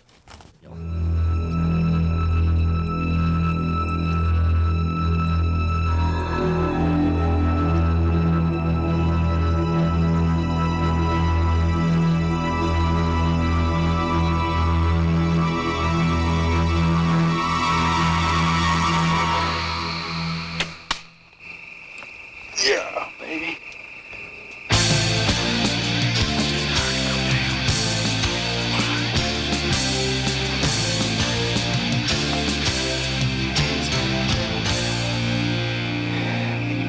shoulder.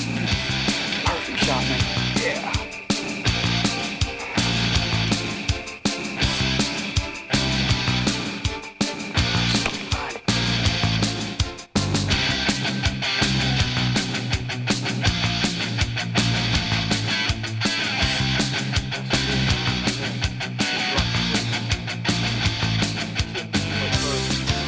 Too much further. There he is. There he is. Yes. Yes. Oh, my goodness gracious. What a deer. What a deer. Man, let's see. Let's count him up. 1, 2, 3, 4, 5, 6, 7, 8, 9 points. Probably 19, 20 inches inside. He went maybe, I don't know, probably 70, 75 yards. Put the arrow right where I needed it. I just couldn't be any happier.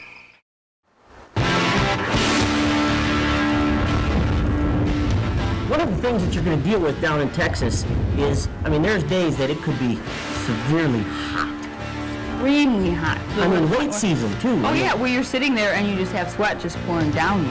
And I mean, the problem there is you got to remember, the more we sweat, the more we disperse scent. So you want to have your scent away sprays. We always carry a small little bottle of our spray, and that is when you're sitting there for any period of time, and if you're sweating a little bit, take your hat, spray it, spray yourself down again. Even wearing our scent lock suits, we still spray down just to help try to mask somewhat of that perspiration that's coming off you all the time. And if it's hot, before you even get out to your stand, wear a pair of shorts or a t-shirt washed in scent-free soap. Right, absolutely. Not in Downy or Tide or something like that, so you're going to have that scent stinking up your whole area. Yep. But walk out there in your shorts, get dressed out there. That way you're not going to sweat yourself up.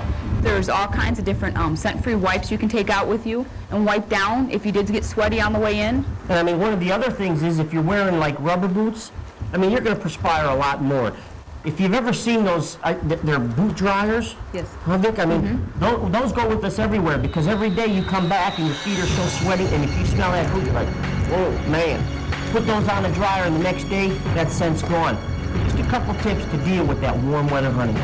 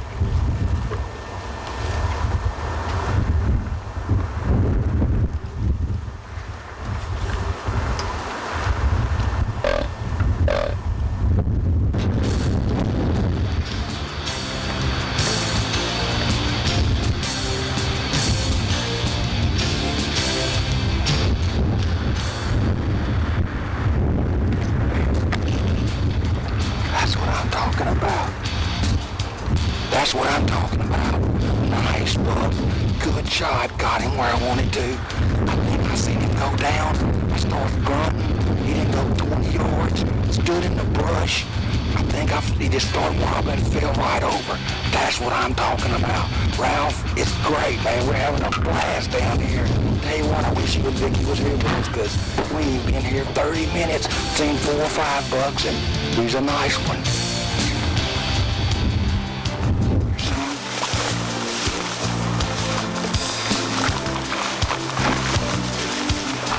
There he is. Nice shot.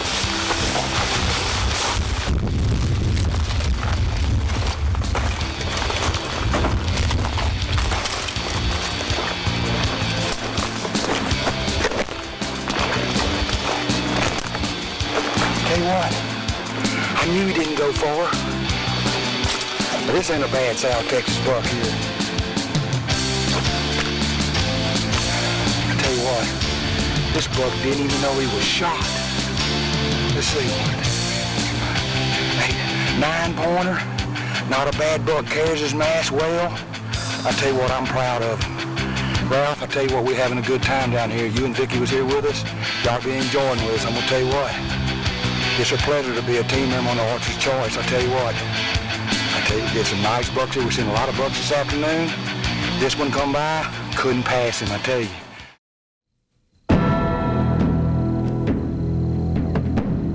Texas. Everything here that grows is made to either cut you, prick you, pinch you, or kill you. So the saying goes, and you better believe it. When we talk about cover, this state has it. Most of their hunting style is done by feeders located in and around thick brush. Brush so thick, you need something to draw out the deer. For if you didn't, you wouldn't see anything.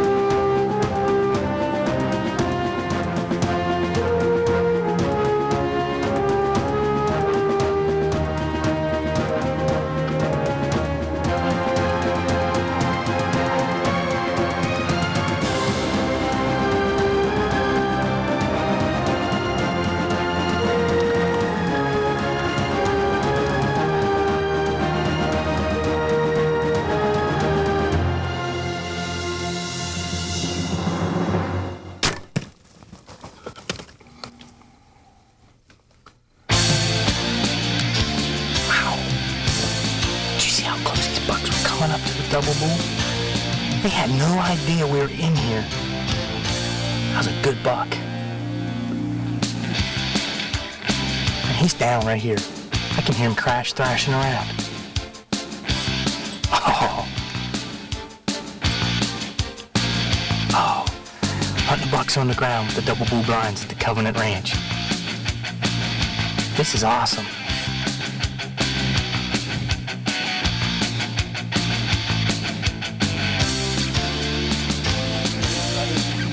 Where at?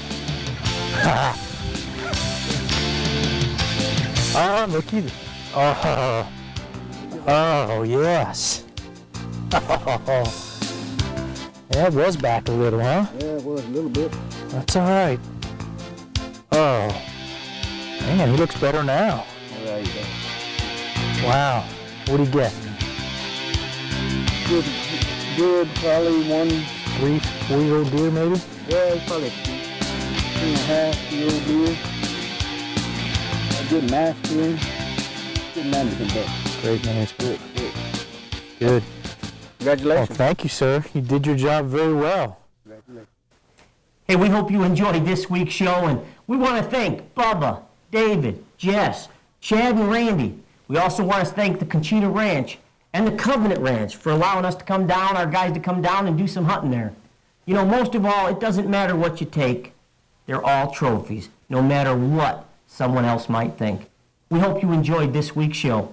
And until next week, same time. Same station. Right here on the Archer's Archer's Choice. Choice. This week, we're going to go hog hunting. Hogs and javelinas, that is. Hogs and javelinas. And first, Ralph and I, we went down to Florida and we hunted at the Osceola Outfitters with Hoppy Kempfer. And Mario and Robert, where they took us out and we had some unbelievable action stalking these wild hogs down in Florida. Then Team Bowhunters head back to Texas and they have some incredible action on javelinas. You don't want to miss this week's show.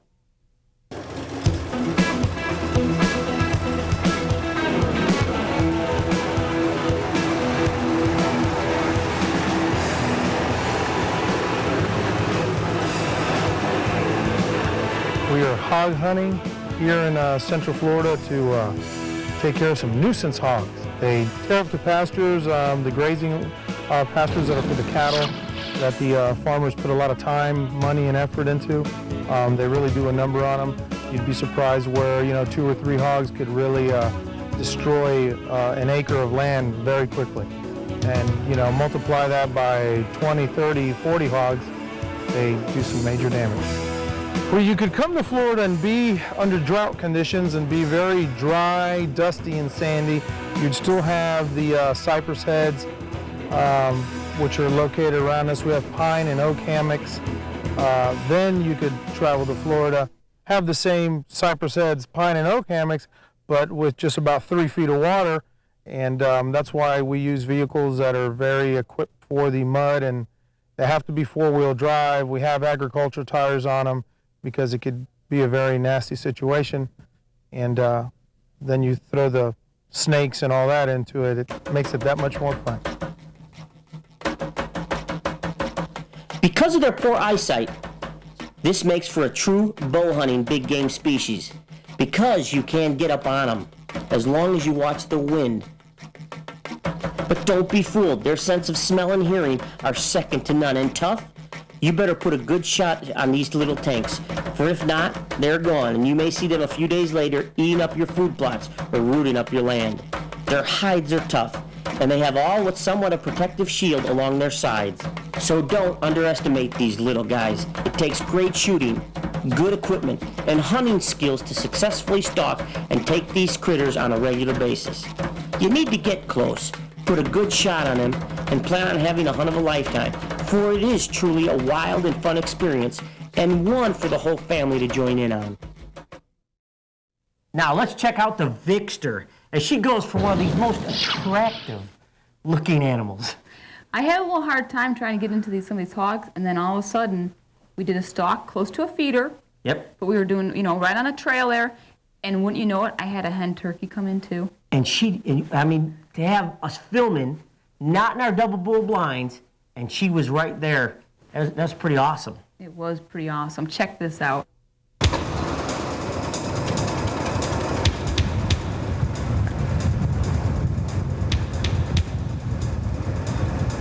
In today's society, it's getting a little bit tougher to get a lot more of the newcomers in our sport, especially our wives, our girlfriends, whatever, and the kids. Hog hunting is a blast. A lot of times you don't have to sit up in a tree stand and wait for days, for that one opportunity. You can go out and make it happen, and making it happen, it's more of an instantaneous type of hunt. You're into action most of the time. So this type of hunting, this hog hunting, is a great avenue for the newcomers to get those families into it. And the other thing is, let's face it, hogs, they ain't the prettiest thing out there.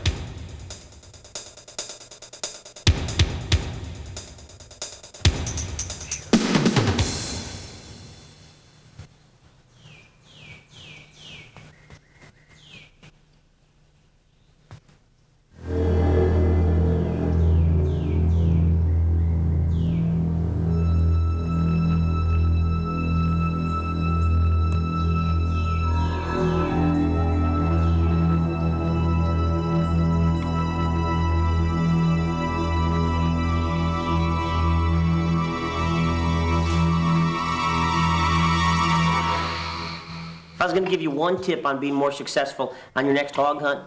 Locate the food source. These babies love to eat. So whether it's going to be a fresh rooting area, we're out in an agricultural field, or maybe even where the farmer's feeding the cattle, or even a feeder, you locate these food sources, those pigs will be there.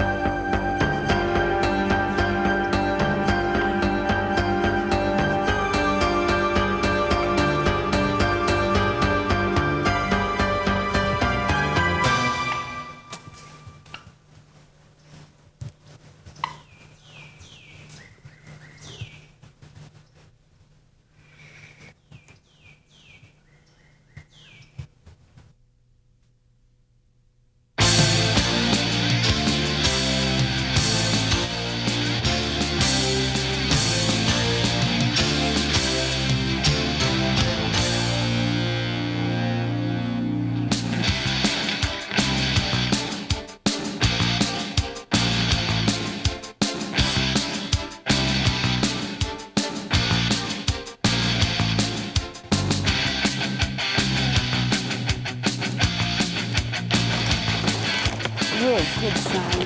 There he is. He's right here. Oh. We're down in Florida, hunting the wild hogs. This is my first Florida wild hog, and he's a beauty. Stay tuned for more of the Archer's Choice. This week, don't kid yourself, even though you've heard a lot of, rumors going on how pigs are so tough, your basic white-tailed deer setup's gonna do it. I mean, the bottom line here is, yes, they have a shield. They absolutely have some type of armor around them, right near the vitals. But an average white-tailed deer setup is gonna punch right through that, as long as you're shooting a sharp, good quality broadhead. Well, now it's Ralph's turn, and he takes a hog. How many? 2. Come on, you have to admit, that was awesome. All I have to say is you have a horseshoe, and we Be want nice. to go there. Check this out.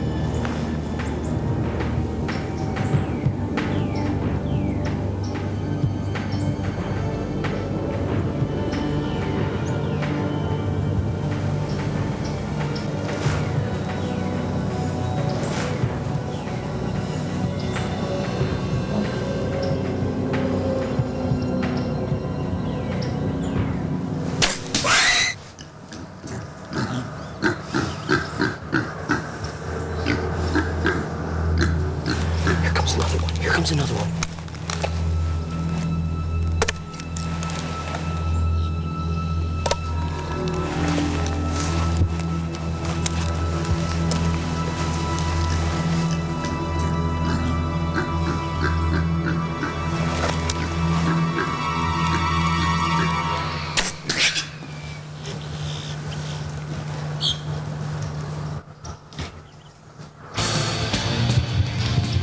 He's down right there.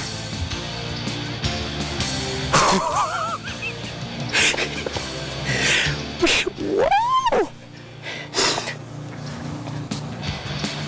Whoa! What a morning! Robert and Mario had us come in on this spot.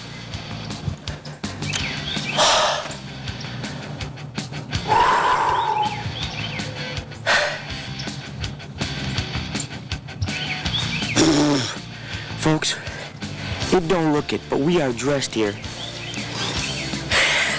It's mid-February. We're down here in Florida. I think the northern weather followed us down here because we're freezing. But I just had a double header on Florida hogs. I shot one. That one started screaming a little bit. Another one, another boar come in. Boom. I took him at 30 yards. And we just filled the freezer. What an incredible hunt. Let's go get my hogs. Hey guys, come here. See, when my bow's on,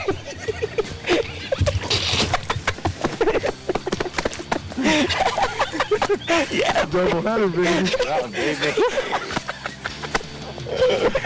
Yes. He redeemed himself? Yes, he has redeemed himself. The other one right there. I thought you put it right through him. Look at this. Look at this spring.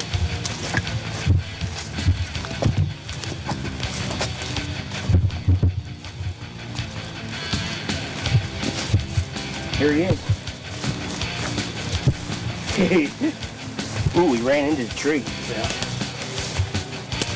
Huh? Man, is that a good eating one? Oh, yeah, buddy. Thanks, guys. Wow. Folks, we're down here. It's middle February. Deer season's over almost everywhere. And what? Is this awesome? This is in the wild. There's no fences. And I mean, these are feral hogs. Yes. And I mean, they're roaming all over. All over the place. In fact, they're a major nuisance here for the farmers because they tear up the pastures. They root up the pastures, tear them up. Major nuisance. On private land, you can hunt them year-round. You can hunt them year-round? Yes, you can.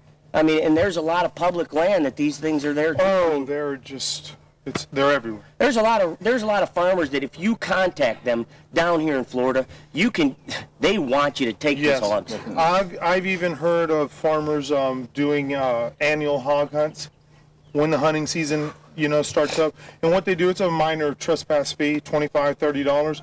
They have an area cordoned off for you to go in there and run their property. They'll have, people who work the property to show you where to go, and you go in and you hog hunt, and it's to help them control the number of hogs because they really these things propagate like rabbits. I mean, yes, real bad. And you're talking practically all year long. I mean, you want to sharpen up your skills, your hunting skills with that bow. I mean, the way to hunt these, by far, my choice is with a bow. Yeah. Spot and stock with the bow is the way to go. This next hunt, we head down with Team Bow Hunter Bubba Cross again, down on the Kachina Ranch for javelina, or collared peccary. Some of you maybe never heard of them, but they're a pretty cool critter. They really are cool. And just so you know, they're not even in the hog family. No. They're in the rodent family, but they still taste okay to eat. Yeah, I mean, people say, rodent, nah. But you have to remember, when you see this animal, you're going to call it a pig. Or hog, as we say. Hog. Check this one out.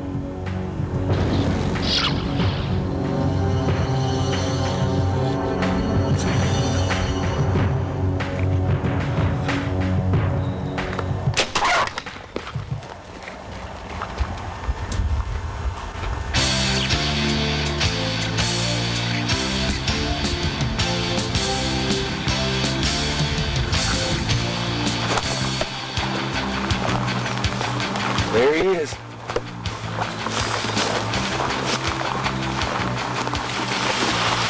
Boy. Look at the choppers on this thing. I tell you what, they've got so many javelinas here. We hope you enjoyed the show this week, and we want to extend an invitation to all you couples out there. Next year with Osceola Outfitters, Inc. and Hoppy Kempfer, right. You can go to OsceolaOutfittersInc.com and check out all the information. We're going to have a couples-only hog hunt. That's right. We're inviting the couples down there and do some hunting with us. It's only a limited number because he wants to keep the quality of his hog hunting, up to par. Right. But the thing is we're inviting you to come on down and see what it's all about, and maybe, just maybe, we might get you on film for one of the Archer's Choice TV shows and videos. So until next week, same time, same station, right here on the Archer's Choice.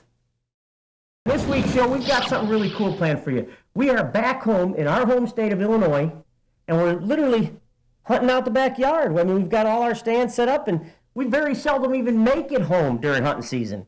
But when we You're do... not complaining, are you? No, I'm not complaining. Okay. I am not complaining. But the thing is, what's cool is, this week we got Mike Looper from Hoyt. Crazy Mike is back with us, and I mean, boy, you talk about encounters and close calls. Oh, my gosh. We just couldn't, You don't want to miss this week's show, because we are bow hunting back home in Illinois. Now, we have permission to come on all this timber back here, too. We have stands back here, which I think The state of Illinois is filled with all types of terrain that are very conducive for the white-tailed deer to survive and thrive in. From millions of acres of soybean and corn to massive stands of mature oaks. From farm fields to timber ridges, wherever you look, this state has all the right ingredients to generate a super deer population, and one that just might have the trophy you're looking for. Illinois bow season is long. Starting the 1st of October and going through mid-January gives the bow hunters a lot of time to be in the field. With only 2 long weekends closed due to a shotgun season only, if you have the time, you just might put your tag on a deer of a lifetime. River bottoms, agriculture, ridges, rolling hills, pines, oaks, maples, large tracts of CRP land with natural prairie grasses, hedgerows, thickets, you name it, Illinois has it. Believe it or not, we also have some incredible public hunting land that is some of the finest anywhere and loaded with a pile of deer and wildlife. In the late summer, you can spot a lot of bucks feeding in the beans, and as the fall comes into its season, the deer head to the corn, and here's where they'll stay for a long time. Or at least until the farmers harvest, and then get ready for the onslaught of activity in whatever timber is in your area.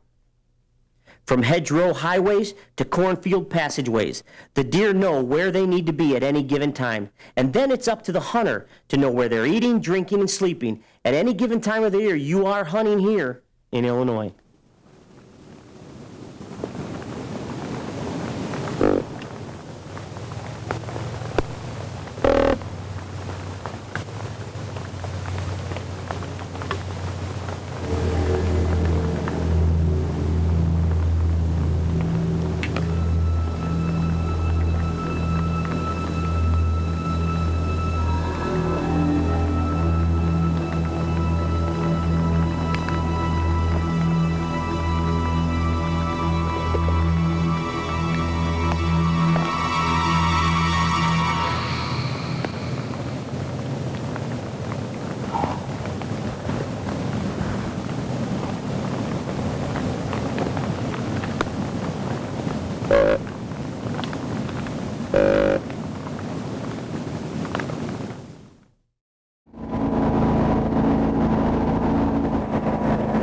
There you go, Mike. Look at. Okay, what we got here? Here's a great. Let's get out there. I'll show you. Here's a natural. Look at the deer activity here. This is an old logging road. Okay. This has always been here. It's just a natural little like water hole. Right. Look at the deer activity. Now look at this. Look at the scrape. You don't want to touch any of this, but look at the height of these branches being broke. Look at the tine scrapes here. See, these deer, these whitetails come in, and sometimes it could sort of throw you off. Sometimes a littler buck will come in, and even a bigger buck, and they'll stand up. They'll actually stand up. So sometimes it might throw you off. I was going to say, that was really tough. Yeah, but a lot of times a little buck can't scrape up in there, you know what I mean? That's showing you that it's good sizable branches that are snapping there. Right. So that's a good sign. The only thing is now, look at this. You know, yesterday we had some rain. You know what I mean? Yeah. So you can see that he didn't hit this. He didn't come back and get this since the rain.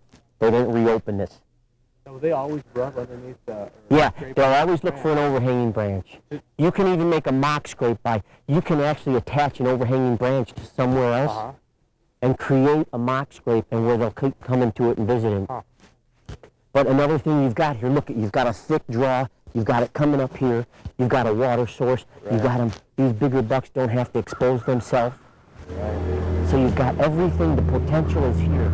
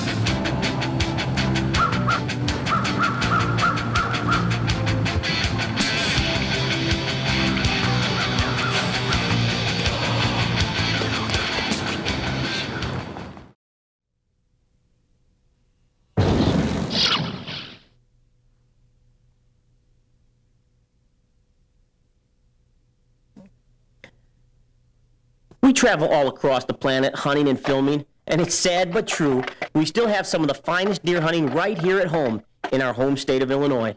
Yes, you heard us right. We live in Illinois, and we hardly get a chance to hunt here much. But we're not complaining. This state has some giant deer, and let me tell you, we have a lot of deer. Being in the right place at the right time, you can rattle in the biggest buck of your life or see more deer than you ever imagined. No matter what you heard, it ain't easy hunting. There aren't bucks behind every tree. And with the onslaught of press our state has gotten, it sure has made it tougher for non-residents to get tags. But Illinois deer hunting is still growing and better than ever. And with this being right out our back door, you just might imagine we have a lot of fun here. Thanks to our conservation department, our deer herd is stronger than ever, and we are excited about the deer hunting future in our home state.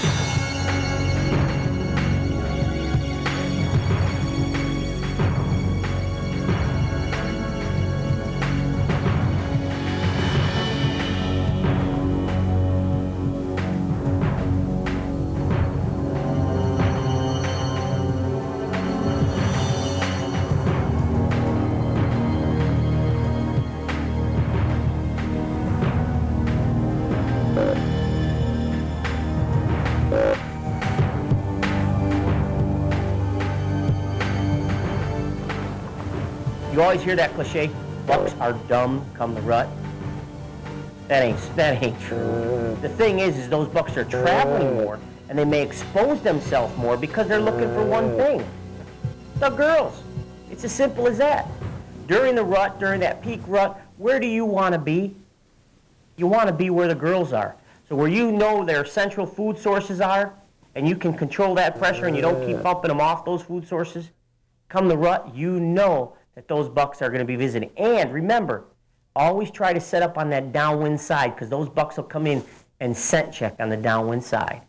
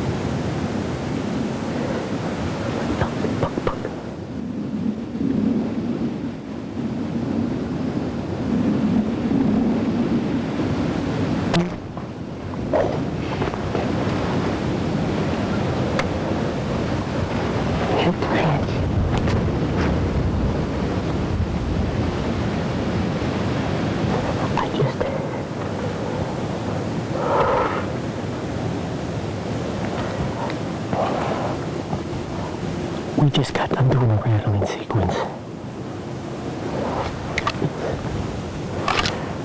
428 had two different bucks come in.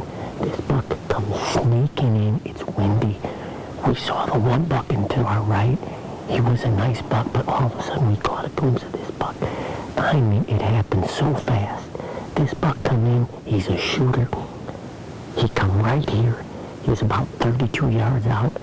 He stopped. I took the shot. My arrow deflected. I'm not making no excuses. I thought I hit a clear shooting lane, and I deflected it, shot down, hit him far back, and it looked like it hit him low. The buck ran, stopped, laid down, got up. He went back over there. He's standing there. We've got to be quiet. We've got to get out of here and come in the morning and recover this deer. Unbelievable. As you saw last night, we had a great buck. We rattled him in. He came in. Everything worked out right. I had shot. I deflected off a branch. I hit him a little far back. We figured we'd let the best thing that we know, and that's let him sit. We glassed. We watched him bed down. We snuck out of there at dark. We figured we'd give him 6 to 8 hours minimum, and we figured we'd get there early in the morning. We'd get on that track. As we watched him bed down that evening, we figured we'd find him, and lo and behold, Mother Nature took her course, and we have a situation that, hunting, as in life, is just, this is real. We're not gonna ad-lib anything and say, hey, oh yeah, this is real, and there it is. The coyotes ended up either kicking him up off his bed, and gosh darn it. There's the emotions when it comes to hunting is so real. It's that moment of truth. You could be the highest of high and the lowest of low, and that's what it's all about. Let's go recover our deer. Being a responsible hunter, and I did shoot this deer, even though we recovered it and the coyotes did beat us to him, you still should tag your deer.